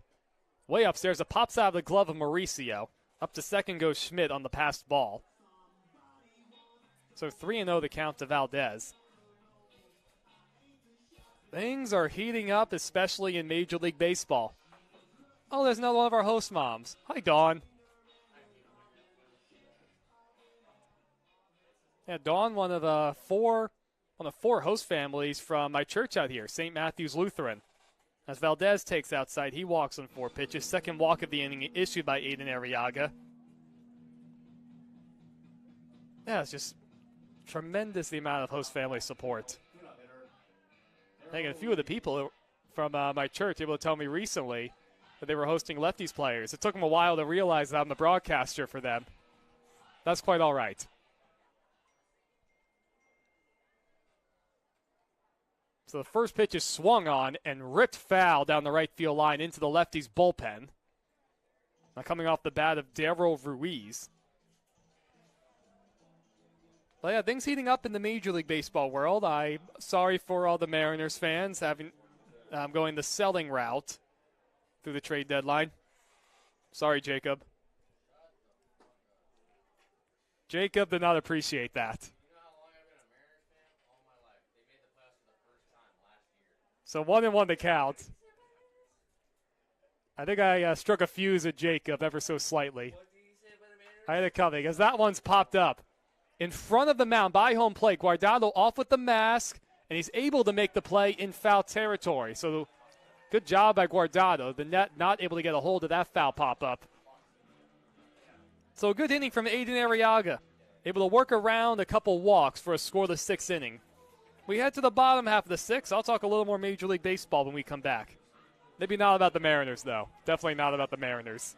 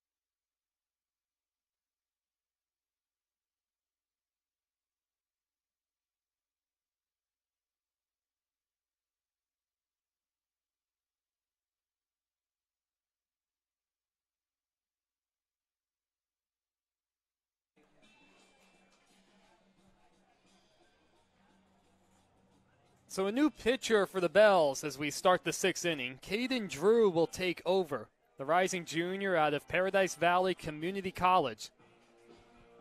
Well, staying home for his school days in the Phoenix area, growing up in Scottsdale, the 6'3", 185-pound left-hander. His 10th game of the summer. He also has started 4 games, 18 total innings, 15 strikeouts, and 12 walks.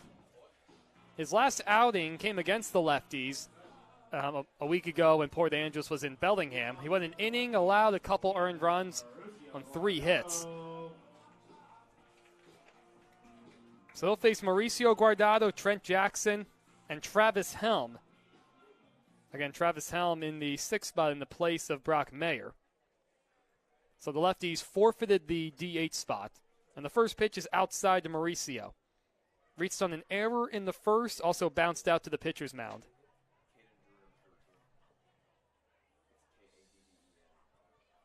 Lefty on lefty matchup, and that one's outside. So anyway, the Major League Baseball world. Of course, the Texas Rangers and Houston Astros are going to be a lot of fun to watch. Max Scherzer and Justin Verlander, respectively. Swing and a miss. Ball had a little extra tail action riding in towards Mauricio. As a big Phillies fans, I love to see that the Mets experiment has failed. Granted, they did the right thing. They did the right thing, in my opinion.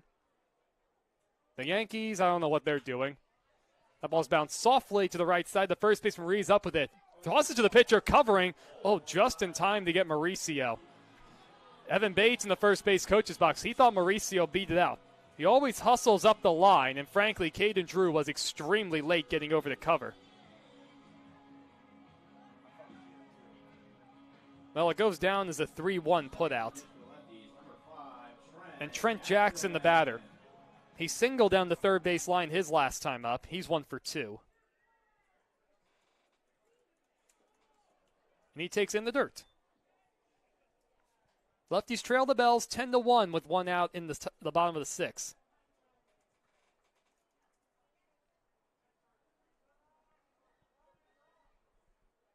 Working out the stretch. That one's chopped foul up the first base line. Even with nobody on base, saw a slide step from Drew.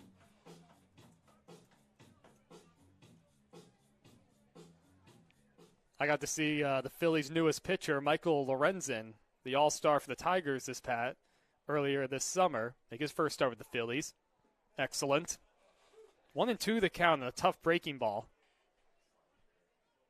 I love my Phillies. We are a crazy bunch, though. 1-2 pitches in the dirt, 2-2 the count. So I know the Cubs have gone on a bit of a run. They're back in the wild card race. The Angels, I'd love to see them make the playoffs. Well, I am a bit salty still that Mike Trout didn't want to sign with the Phillies. I can't blame him. Anaheim is pretty nice. 3-2 the count to Trent. I'm also a bit surprised the Yankees didn't go after Shohei. Well, they might have gone after him. I'm surprised that Shohei stayed pat. Off the end of the bat, on the ground to second, Yoshida stays down on it, and he tosses to first in time. 2 outs, that brings up Travis Helm. It'll be the first at-bat of the day for him. Travis, of course, who pitched an inning earlier in the game. He's hitting 156 in the Lefties uniform, a couple doubles, 3 RBIs. He has hit in 3 straight coming into play. First pitch misses outside. Lefty on righty matchup. The Yankees, I don't really know what they're doing, and I don't think they know what they are doing either. Didn't do anything at the deadline. That one's ripped in the left field, fairly deep. Brady Reynolds has it lined up, though, and he makes the catch. He was shading Helm towards the line a little bit. So the Lefties do go down in order. Drew able to work a clean 6. But to the top of the 7th. 10-1 Bells.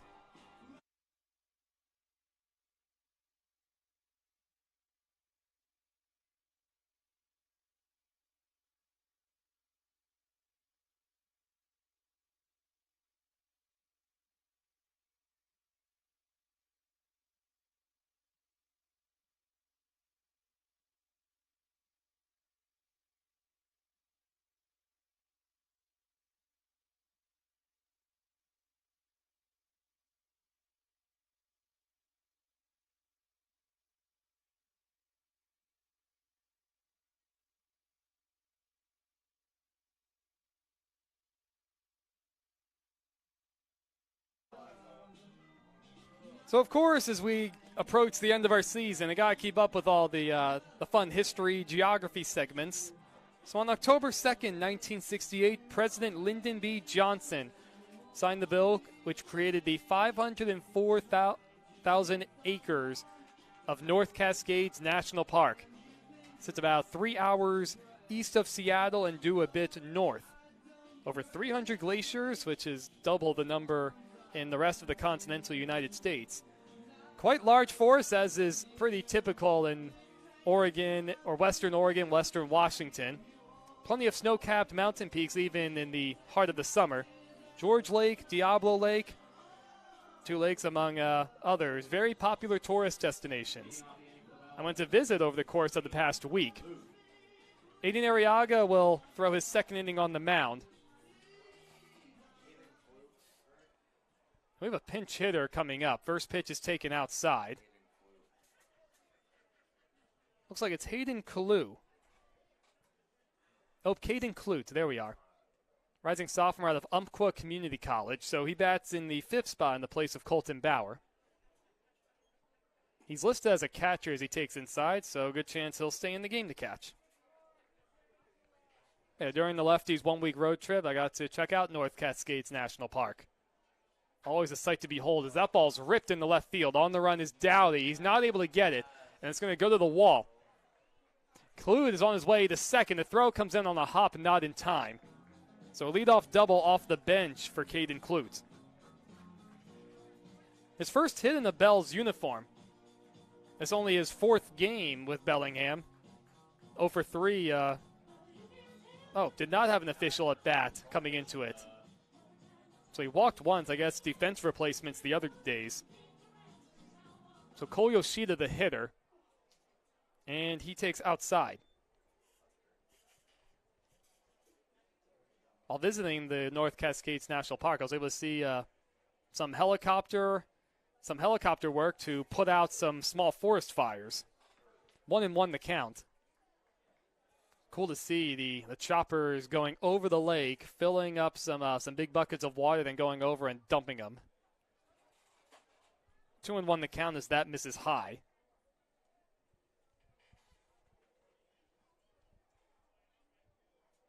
Those lakes were busy. But amazingly, the mountains and the lakes weren't even my favorite parts, as cool as they were. 3-1. My favorite part was a small little clearing. There was a small parking lot. It's not any of the highlighted or significant tourist destinations. But a very small clearing, some rocks set up as Yoshida takes high. It puts men on first and second with nobody out. You have the remnants of a waterfall. Water just coming down along the rocks, going through another bridge along the other side. Max Hartman, the hitter now. I was able to fill my water bottles up along there, some good fresh mountain water. First pitch misses high from Arriaga. And that kind of setup, it's just so serene. Just a huge, huge fan of it. Couldn't help but climb down and just sit for a little bit and take it in. As that's popped up, left side of the infield fly is called as Walls settles under it to make the catch. So Max Hartman retired, 1 out in the 7th. That brings up Nate Kirkpatrick. 2-run single for him back in the 3rd inning. He's also struck out twice. He's 1 for 3. Scored a couple runs, too. First pitch goes right to the 5-hole. Guardado kicks back to him. He's not able to come up with it, though, to try and throw out a runner. Another pass ball for Mauricio. He's had a bit of a tough night back there. Now 2nd and 3rd with 1 out.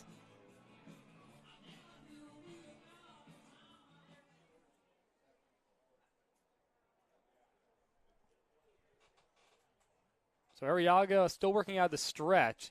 Off the hands, fouled straight back.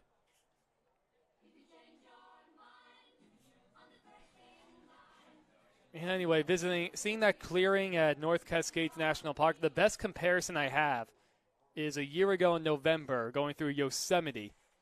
Driving back home from California to New Jersey. That one's hit slowly up the third base line. It'll go foul. So Aiden ahead 1-2. Kirkpatrick goes back to pick up his bat. But anyway, going through Yosemite National Park, it was a somewhat similar setup that I can compare the little alcove and small waterfall at North Cascades.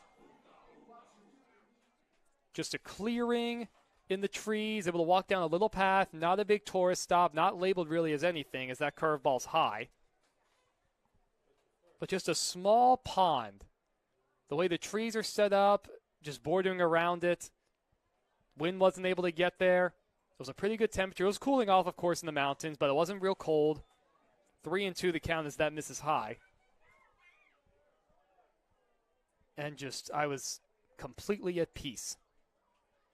Kind of set up like that, I'd eventually want to have my wedding. That's what I would love. That'd be the perfect thing.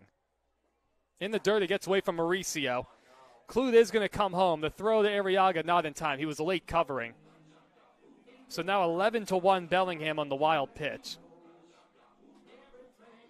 Up to third goes Cole Yoshida. Kirkpatrick drew the walk.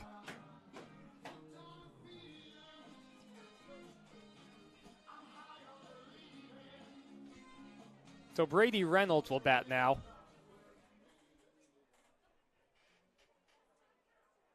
First and third, one away.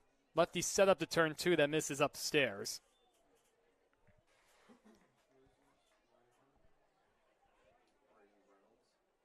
Yeah, you know, at some point at the end of the pig racing season, which will likely be after Halloween, that misses high again. Unless something else comes up, I'll drive home to New Jersey again for about a month and a half through Christmas and Thanksgiving, and back out to Palm Springs. It is a real privilege to be able to see our huge country. Down low, 3-0 the count. America is huge, and it's a very beautiful country. Not everybody's aware of that, especially if you grow up in the megalopolis of cities in the Northeast, kind of like I did. 3-1 the count. Whether it's the Red Rocks or the Evergreen State, the West Coast, lots of California. California is really beautiful, even when you get away from the coastline. Reynolds takes high. There's nobody up in the Lefties bullpen. Aiden Arriaga, well, fighting his command right now. Bases loaded with 1 out. Nate Kirkpatrick up to second. Coleman Schmidt will be the batter. 1 for 3 with a single and a couple walks. Also a couple RBIs. First pitch misses high. Arriaga looks to be kind of guiding the ball right now. As the sun is setting at Civic Field. That one's fouled off of Guardado. Yeah, he's going to need a little bit of time. Sitting down in his crouch. It's a foul ball deflected right off of him. Catcher is a tough position. Here comes our head medical official, Maisie, out to check on him. I did not get a good look where that ball got Mauricio, whether it's off the chest protector or if it got his hand. Never any fun if you get a foul ball deflecting off you, whether you're the catcher or the umpire. Well, looks like Mauricio's okay. Kind of waved off Maisie. Looks like he's ready to go. The home plate umpire with a couple new baseballs. Looks like he's sharing a laugh with Guardado. That's good to see. So we're ready to go. Schmidt digging his way back into the box. A 1-1 count with 1 away. 11-1 Bells against the Lefties. Arriaga with a leg kick this time as that misses high.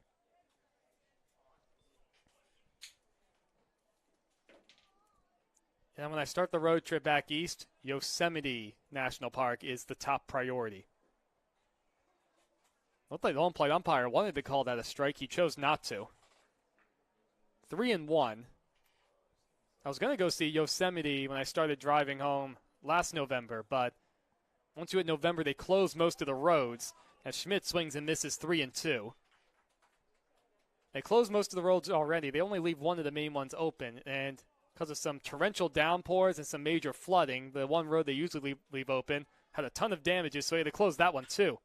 On the ground to short, this could be 2. No, it's right through the 5-hole of Isaiah Walls. 2 more runs are going to come across to score, and what looked like it was going to be a routine double play ball ends up being an error and 2 more runs. It's now 13-1 Bells. I mean, once the ball gets onto the infield dirt, sometimes you can have some crazy hops, but that's a play that has to be made. You can't assume a double play, so it's going to be an RBI for Schmidt.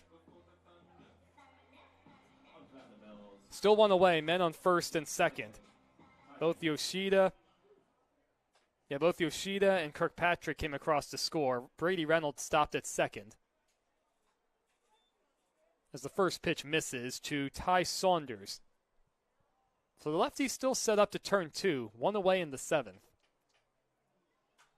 As that one's popped into the screen.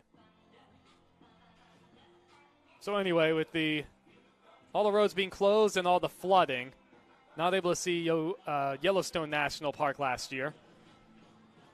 You know, it's pretty good, though, and you can still settle for Yosemite. That's not half bad. I say that quite sarcastically. Yosemite is amazing. Otherworldly, one of those otherworldly places. That's lifted high in the air down the third base line. Julio Vasquez on the run. Walls is there too, and the ball is going to drop foul. Just out of the reach of Julio. The ball did remain in play. Chance Dowdy, the left fielder, also in on that one. So everybody will go back to their spots.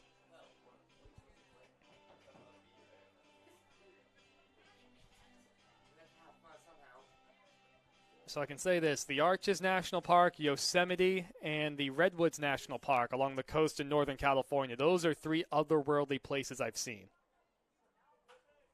That one's ripped foul and out of play over the top of the right field grandstands.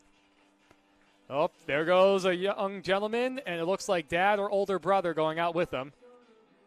Certainly after the foul ball. So 1-2 the count now. Arriaga deals. Fouled straight back.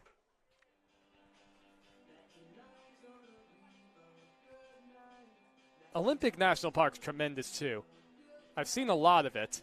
Well, the problem is, even with Hurricane Ridge reopening after the fire at the Visitors Center back in May, they only let a certain amount of people in. They keep turning me away. Fouled off towards the lefty dugout. Pretty good play there. Looked like Brock who made that play. Tough to tell from so far up here. Olympic National Park to me is one step shy of being otherworldly. Maybe just because I am kind of used to seeing trees. It is very scenic. I can give it that. But you don't have any sequoias or giant redwoods. It's evergreens. A lot of tall evergreens. By far the greenest summer I've ever had, and probably safe to say anybody who doesn't live in this region, the greenest summer they've ever had. Way upstairs, Guardado has to leap out of his crouch to get it. It's now a 3-2 count to Ty Saunders. Acker's going to ride it out with Arriaga, at least for as long as he can. Well, some youngsters returning now along the concourse. I'm assuming somebody got that previous foul ball. And that misses high. So bases loaded again with 1 out. Saunders reaches on the walk.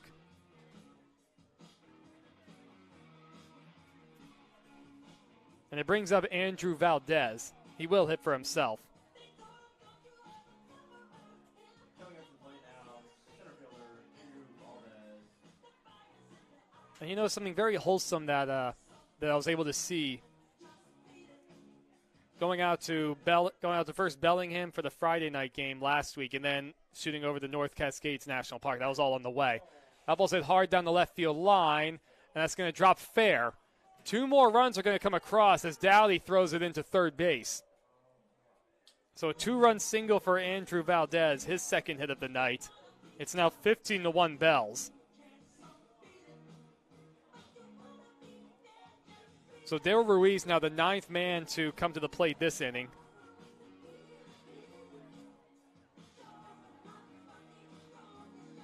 Finish now, center fielder Daryl Ruiz. The lefties are going to stick with Arriaga. First pitch outside. So anyway, getting out to Bellingham, unless you want to do a lot of extra driving, you got to take a ferry. Whether Bainbridge or Edmonds, or if you really want to go up further north, as that's fouled into the screen, something more scenic, go the Port Townsend ferry. I love taking those ferries. And I was coming home late last Saturday from the national park, taking one of the late ferries. And of course, plenty of kids out there as that goes to the screen. The runners will not advance. And there was a young mom and dad with their young daughter. Daughter still had plenty of energy. Mom and dad, sure, every parent's been there, been in this situation. They were pooped after a long day doing whatever in the world they were doing. I'm sure something really fun. As that ball's lifted down the right field line. Helm on the run, Jackson coming in, and that's going to drop foul. 2-2 the count to Ruiz. And the daughter wanted to go outside on the ferry. There's plenty of room outside. The only problem was it was nighttime, it cools off tremendously, and it's pretty windy at times on those ferry rides. The daughter did not mind the cold. Mom and dad are going. Hey, how about we try and do something else? You know, it's pretty cold out there. How about you do a little dance for us? And the daughter goes, hey, a dance is a good idea. And then we go outside. And then mom and dad go, no, we don't want to go out. No, we shouldn't go outside. Daughter still wants to go outside. Swing and a miss right there. Ruiz down on strikes. 2 outs. Men still on first and second.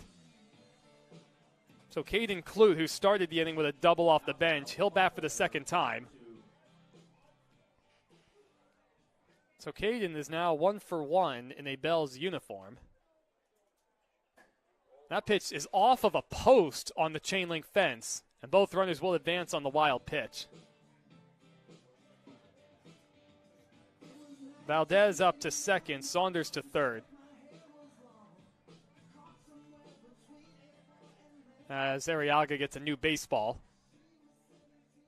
Eventually, the young girl was able to wear down mom and dad. She eventually got to go outside. She was very happy to go outside. And I'm usually the kind of person, whether I was working in the daycare before or whatever else, in my head I'm thinking, no, don't cave to the kid, because then she'll keep going. But that's one of those where I'm going, no, you should cave. Outside is good. It's good kids want to go outside. That's in the dirt. Now the runner is going to come home with Saunders. And out is the call at home plate. Guardado able to pounce on and then toss to Arriaga, covering the plate. So that retires the side. We'll stretch at Civic Field. The Bells lead the Lefties 15-1. We'll be right back.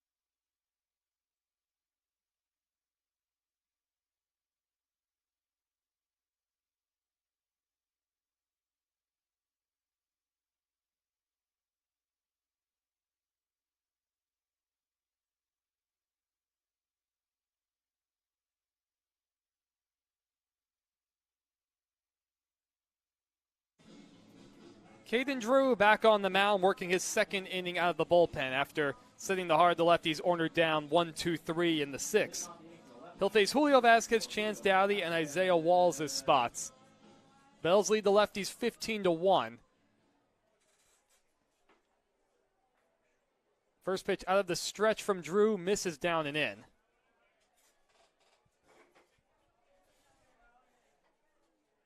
In a way, it's interesting to think about. I've taken really good advantage of seeing all the scenic stuff around the Olympic Peninsula. Outside 2-0 to Julio, who's 0 for 1 with a walk. Not coming back in the second. Working quickly is Drew. He slide steps and misses low. So he falls behind Julio 3-0. Chance Dowdy does wait on deck. He'll hit for himself. That pitch is on the outside corner, 3-1 the count. But anyway, I'm almost running out of scenic places to go visit. Well, actually, yeah, Port Townsend. That's one I need to try. 3-2. I mean, there's limited time. Obviously, I'll be at the ballpark here tomorrow, 6:35, first pitch, West Coast League app, and the Peninsula Public Access Station. That's per usual. Almost on the ground towards the hole on the left side. Gobbled out by Saunders. Throws on the run to first. And he's able to get Vasquez by a step. 1 out. It brings up Chance Dowdy. He struck out in the second, bounced out to short in the 5th. Stepping up to play for the Lefties, number Yeah, I'm running out of places to go visit, scenic-wise. Yeah, so I'll be here Saturday. Sunday is a 1:35 first pitch, the final game of the season for Port Angeles. And Monday and likely Tuesday, clean up at the ballpark. It's something you got to do at the end of the season. Then, well, I got to look at my calendar. See exactly what time the pig racing boss needs me in Centralia, as Dowdy takes a strike. So maybe a day trip on Wednesday out to Port Townsend. That could be likely. 1-2 the count. I only got to drive through it once, taking the ferry back over. Pretty cool going through those small towns. They felt like old fishing towns outside 2-2. I don't know the history of those towns. Wouldn't surprise me, though. It's probably really good fishing. Well, I'm sure there's good fishing. All the good salmon out here. Here's the 2-2. Swing and a miss from Dowdy. 2 up, 2 down in the 7th. That brings up Isaiah Walls. He homered his last at bat in the 5th. Isaiah's been the offense for Port Angeles as they trail Bellingham 15-1. Now on the dish, number 46, Isaiah Walls. Yeah, Port Townsend. If I have extra time before I start driving out again, Port Townsend. Ripped through the middle for a base hit. After struggling for the better part of a week and a half, Walls has 2 hits tonight. Oh, he loves picking on a fastball. So with a 2-out base runner, it brings up Corey Gerald. Lefty on lefty matchup for him. Corey's 0 for 3 tonight. Lined out sharply on a diving play by the second baseman Cole Yoshida, robbing Gerald of extra bases, robbing Gerald of a hit. First pitch slide step, and that's outside.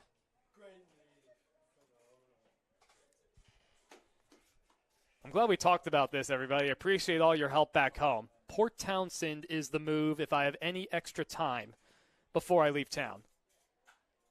That's ripped foul out of play towards the parking lot. 1-1. I didn't hear any thud as if a car was hit, so that's good. A very late swing from Corey. 1-1 to count, 2 outs in the 7th.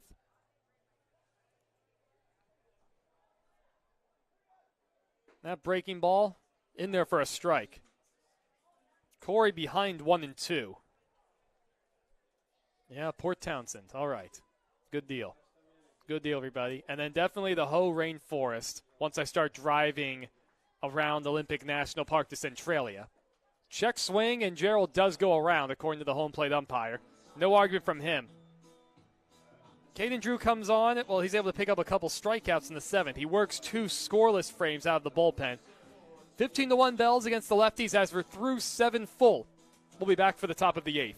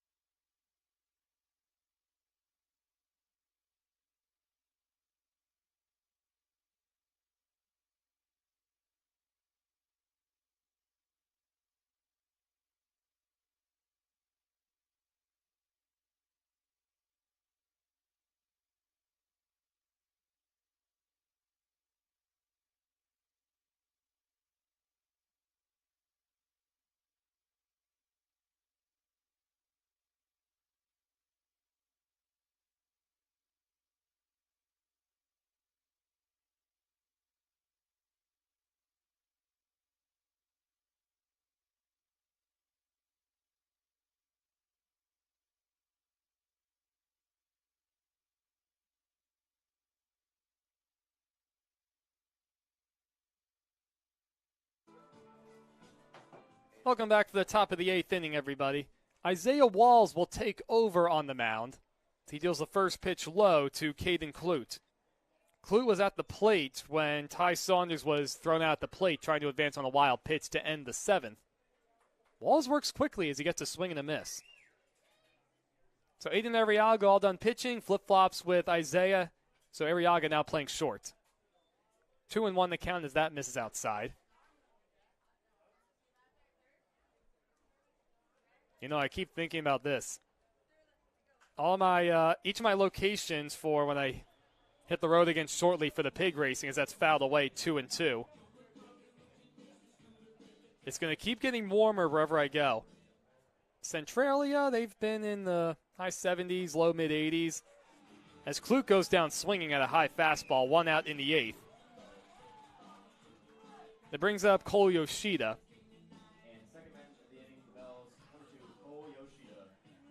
Yoshida has scored 4 times tonight. He homered in the 2nd to begin the scoring. First pitch by Walls hit hard, through the hole on the left side for a hit.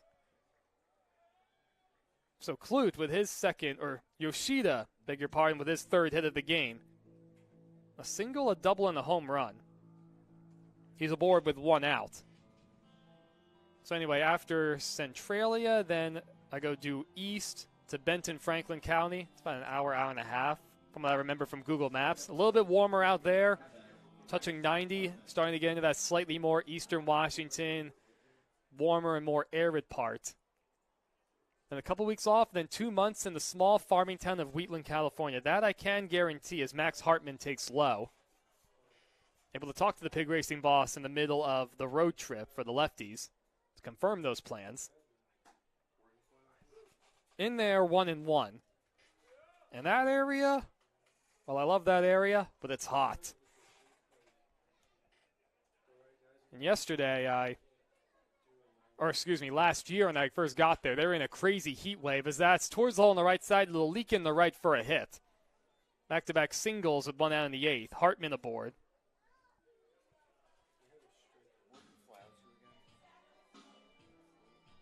So Nate Kirkpatrick will be the hitter.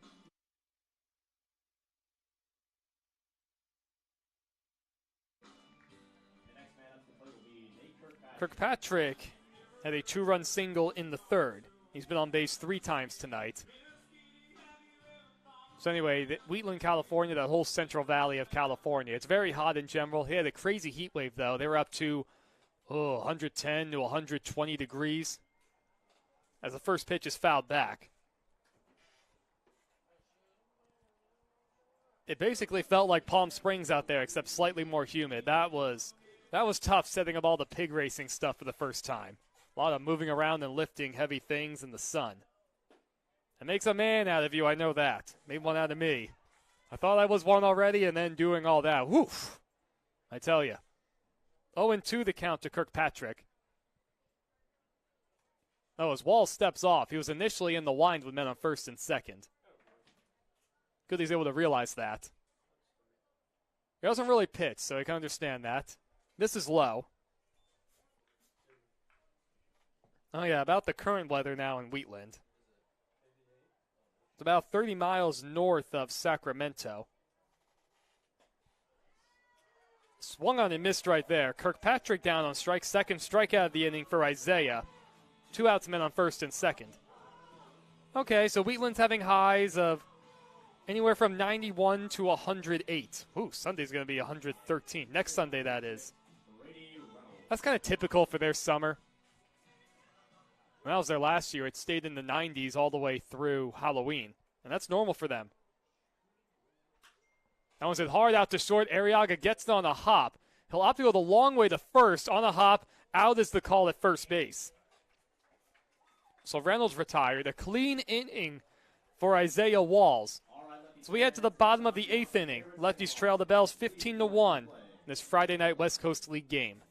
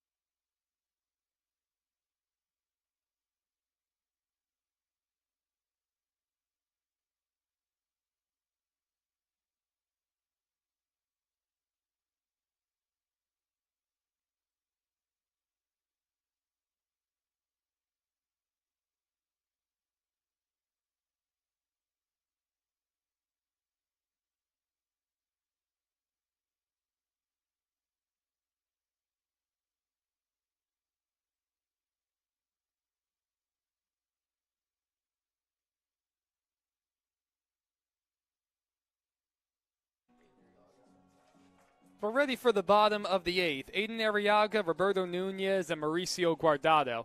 Will Franklin, the next man out of the bullpen for the Bells. The 6'1", 205-pound right-hander, rising sophomore out of Edmonds Community College. 10th game of the summer for him. He did start a couple games. .41 ERA. Over 21 and 2/3 innings. Also 3 saves. He gets a swing and a miss from Arriaga. Aiden's 2 for 3 tonight. One ball he ripped, the other one he blooped in there down the left field line. Aiden's been really good over the past week plus.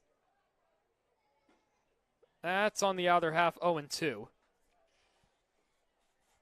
It's interesting for Franklin. Worked as a back end guy and it's also started. Franklin out of the windup. A long look in that time, and now he deals. Fouled straight back.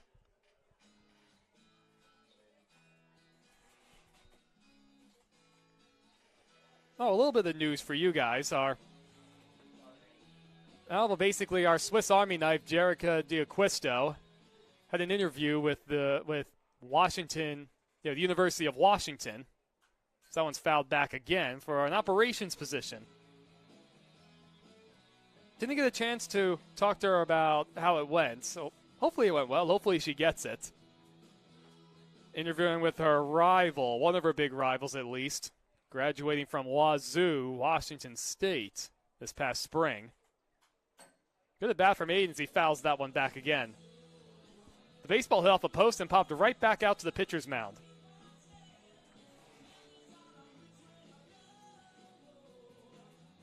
So the line all done for Caden Drew. A couple innings for him out of the bullpen for Bellingham. No runs, 1 hit. Able to pick up a couple strikeouts, no walks. Here's the 0-2 once again to Aiden. That's outside. Close, a good take from Aiden. Good at bat he's putting up.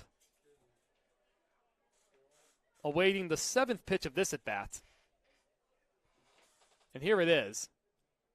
Curveball swung on and missed. So Aiden down on strikes. That brings up Roberto Nunez. Tito 0 for 3 tonight. Have not said that too many times this summer. Roberto being 0 for 3. Came into play with 61 hits. Justin Sukada of Ridgefield came in with 63. Trying to win that crown as Roberto takes a curveball outside. 2 more games after tonight to try and rack up a few more hits. Boy, he has been a hitting machine. Popped up the right side towards the lefty dugout. Ooh, just barely out of play. It hits the screen right there going along the top of the chain link fence. So a break for Tito. Daryl Ruiz gave that one a look.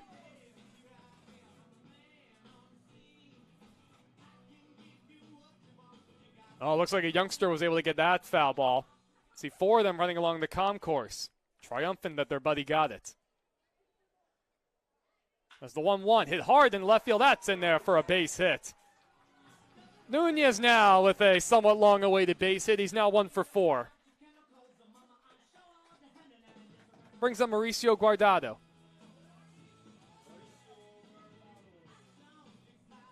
Mauricio 0 for 3 tonight. So the lefties do have a 1-out base runner as they trail the Bells 15-1. Let's see. Let's check out what's going on in the Ridgefield Raptors game. Did Justin get a hit? Ooh, Justin Sukada went 0 for 3 tonight. That's good for Tito. Guardado swings the first pitch and pops it up. Short right field. The second base Yoshida goes backpedaling, and the right fielder Max Hartman makes the call and the catch. This is very good news. We appreciate it, Justin, that you went hitless tonight. So now Nunez only 1 hit behind Sukada for the overall hits leader in the West Coast League.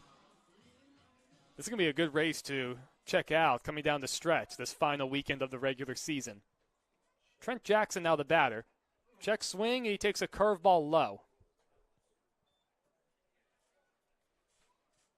Almost rare to see Jackson taking a pitch that was anywhere near the strike zone. Garrett agreed. He's wildly aggressive. Out in front of that breaking ball. He's been very successful, but boy, he is aggressive. Awaiting a 1-1. And here it is. Swing and a miss at the breaking ball. Daryl Ruiz is not holding Tito on at first. Will Franklin trying to work a scoreless 8th inning. He comes set. And here's his 1-2 pitch. Off the end of the bat, in the left field for a hit, just over the outstretched glove of Nate Kirkpatrick. Nunez stops at second. Second hit of the inning for Port Angeles. Jackson's his second hit tonight.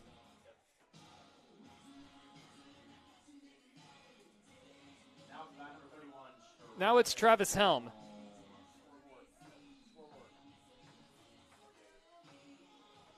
So he bats with a couple men on. See if Travis can pick up an RBI.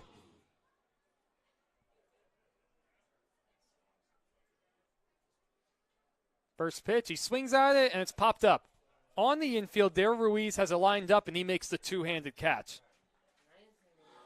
So no runs and a couple hits and 2 men left for the Lefties. We head to the top of the 9th. Bells leading 15-1.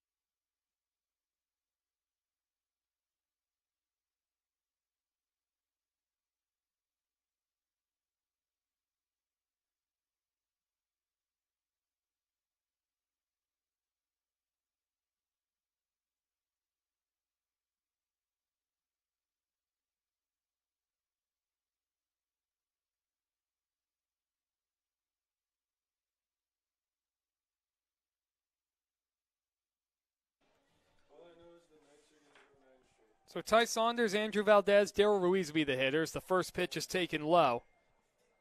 Isaiah Walls back out for his second inning on the mound after picking up a couple strikeouts in the 8th. Bells lead the Lefties 15-1 in this, the first of this 3-game set to end the regular season. Down low 2-0.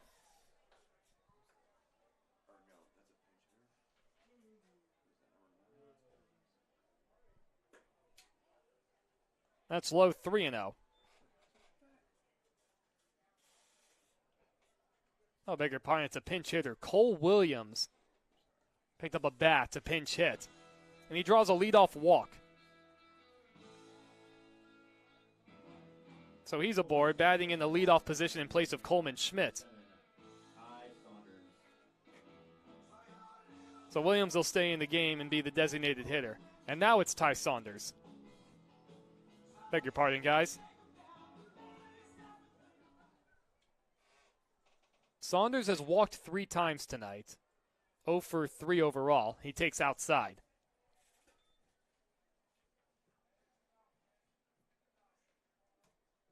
Lefties set up to turn 2 with no outs in the 9th inning.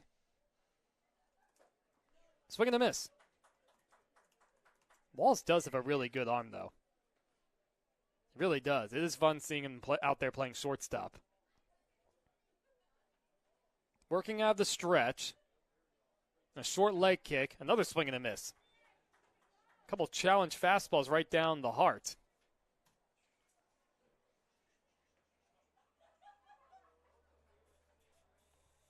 Here comes the 1-2 pitch with nobody out. Big hole on the right side, and that's outside. I am surprised that was not called a strike. I think everybody else in the press box would say the same thing. 2-2 the count. Was it hard out to second? Flag down on one hop by Nunez. Spirouette throw to second for one. Nowhere near in time to get the double play. Excellent play from Nunez to get the lead runner. Really athletic play. So Williams retired on the 4-6 put out. Saunders aboard on the fielder's choice.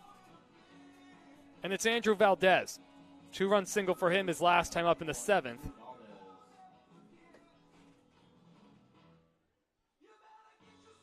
He's 2 for 5 with 3 RBIs. Lefty's still set up to try and turn 2.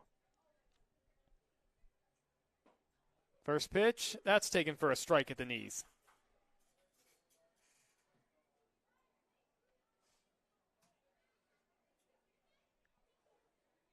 Ball's a slide step up and in. Look out.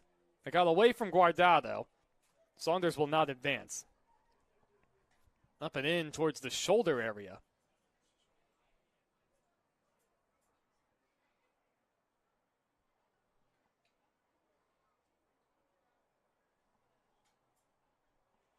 Ball's now set again for the 1-1.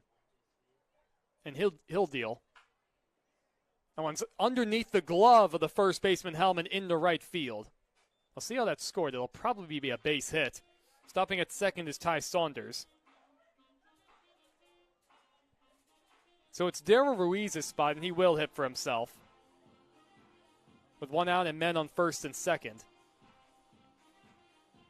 So taking a look at the West Coast League standings. Well, right now it's for the second half standings, it's the Wenatchee Apple Sox who come in a half game up on the Victoria Harbor Cats. 18-7 for the Apple Sox, and the Harbor Cats is 17-7. Off the glove of Helm, and it goes past him into right field. Another run is going to come across to score. That's going to be Ty Saunders. That will likely go down as an error on Helm. Valdez stopped at second.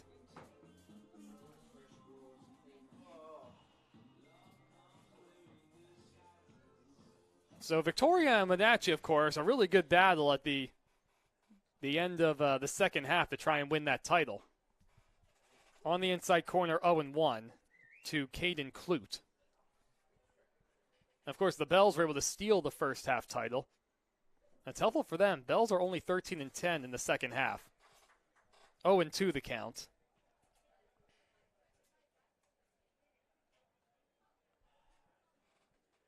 Then looking in the South Division, the Corvallis Knights and the Cowlitz Black Bears coming in 20-4 and 19-6 respectively, as that one's fouled at the plate.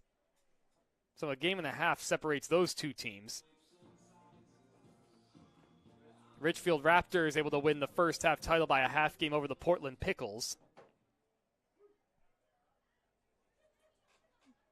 Then looking overall, so the third and fourth seeds in each division decided by overall record. It will confirm that over the West Coast League website. So in the Northern Division, it'll be the Apple Sox, Victoria Harbor Cats, the Bellingham Bells, and the Kelowna Falcons in the playoffs. That one skied out to right, and the catch is made by Jackson. 2 away in the 9th.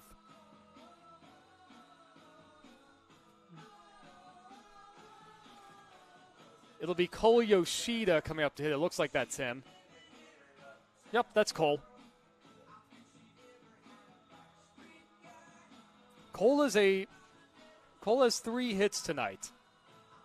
He's also walked twice, so he's been on base 5 times. He bats a man on first and second. Swings the first pitch and pops it up. Right side, Helm is under it in foul territory. Bit of dancing, he makes the catch in foul territory. Yoshida was a triple shy of the cycle, not able to pick that up. They'll retire the side in the 9th. So we head to the bottom half. Last swings coming up for the lefties. It'll be the bottom of the order coming up.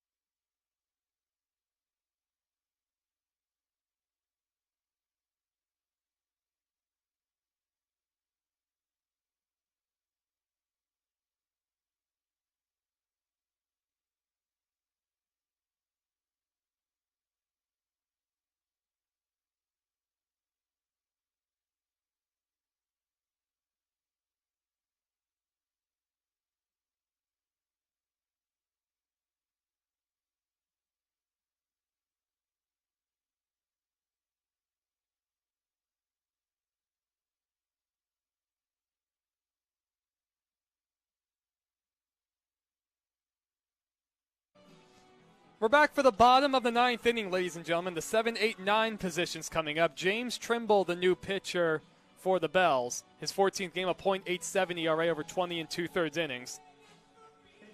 So the lefties trailing now 16-1 in the bottom of the 9th. Matt Acker is sending up pitchers to go hit.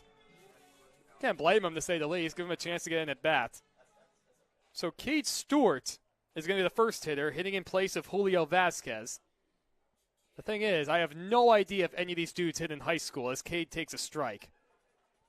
Colby Schuber's going to hit for Chance. C.J. Lewis is going to hit for Isaiah in the 9th spot. Cole Acker is going to hit in the leadoff position if we get that far, as that's up and in. Look out.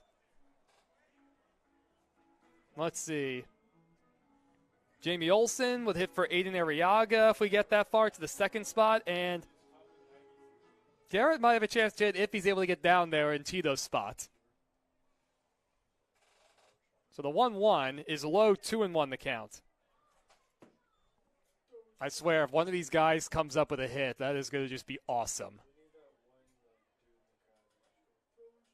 Here's the 2-1. Aggressive swing, fouled at the plate. A lot of the fans are well aware, especially with host families below us. I mean, regulars here, family. They know that it's pitchers coming up to hit. So some extra excitement on the foul ball from Cade. There's only one two-way player for the lefties, and that's Brock. And that is in there for a called strike 3. So Cade Stewart down on strikes. And now it's going to be Colby Schuber. One of the ERA league leaders, the premier pitcher in the West Coast League, getting a chance to hit. That was at least a good-looking dry hack he took. So he's in the 8th spot in Chance Dowdy's place. So Trimble able to pick up a strikeout. A first pitch breaking ball to Colby Schuber. That's some respect. James Trimble must fear Colby. A 1-0 in the dirt, 2-0. Some very uncompetitive pitches from James. He does have 3 saves this summer, so certainly in to get some work. Obviously a much different feel with it being a 16-1 ball game. A good swing in the air, foul. That's one of those uppercut and lumberjack hacks from Colby. Colby's a pretty strong young man. I'd like to see if he can run into one. Here is the 2-1. In the dirt, 3-1. Colton Bauer behind the plate must not appreciate all these dirt balls. So 3-1. I mean, if you're Colby, if it's, well, I mean, walking would be kind of cool, but if it's near the strike zone, you got to swing at it. Here is the 3-1. That's in the air, left side, on the run is Kirkpatrick, and he puts it away in the third base coach's box. So Schubert retired on the pop-up. The lefties down to their final out, and that brings up C.J. Lewis, the closer for the lefties. And there's Acker on deck. Acker was a pretty good hitter in high school, so I'm sure he still remembers how to swing a bat. C.J., of course, up in the booth, giving us his time for 2.5 innings. Slightly open stance for C.J., and he takes a first pitch strike. C.J. is definitely not a hitter in college. Here's the 0-1. Oh, he takes a curveball in the dirt. Anybody else surprised the amount of curveballs this guy's throwing to our pitchers? Garrett's going, yes. Why is he throwing so many curveballs? Fouled at the plate. So CJ and the lefties down to their final strike. Trailing the Bells 16-1 in this Friday night game. CJ digs back in. James Trimble looking to pitch a 1-2-3 ninth. And here it is. Oh, right off the backside of C.J. Lewis. He flexes his biceps, and he trots his way to first. C.J. triumphant. C.J. Lewis just wore 91 miles per hour on the backside. So Cole Hacker, the local star, will hit in the leadoff position in place of Corey Jarrell. He was a good hitter in high school. First pitch in the dirt for a ball.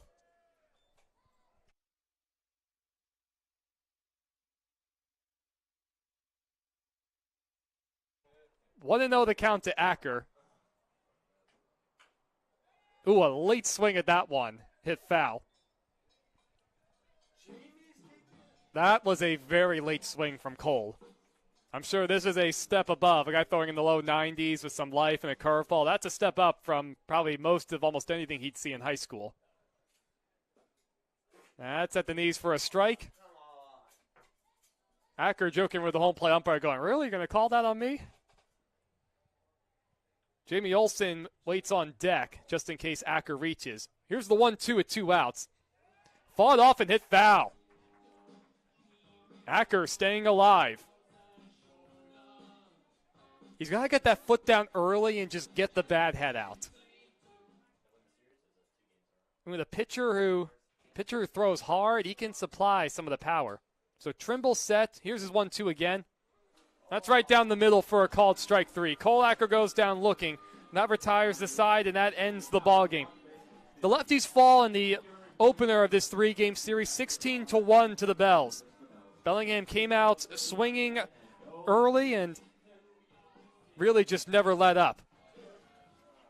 So 2 more games in the summer season for the lefties. We'll be right back here, 6:35, first pitch on the West Coast League app and the Peninsula Public Access Station. I'm Evan Schmeiser, ladies and gentlemen. Again, I can't say enough, a privilege to be bringing you guys all the action. I'll see you all again tomorrow night. The Bells tonight 16, the lefties 1. Have a good rest of your evening.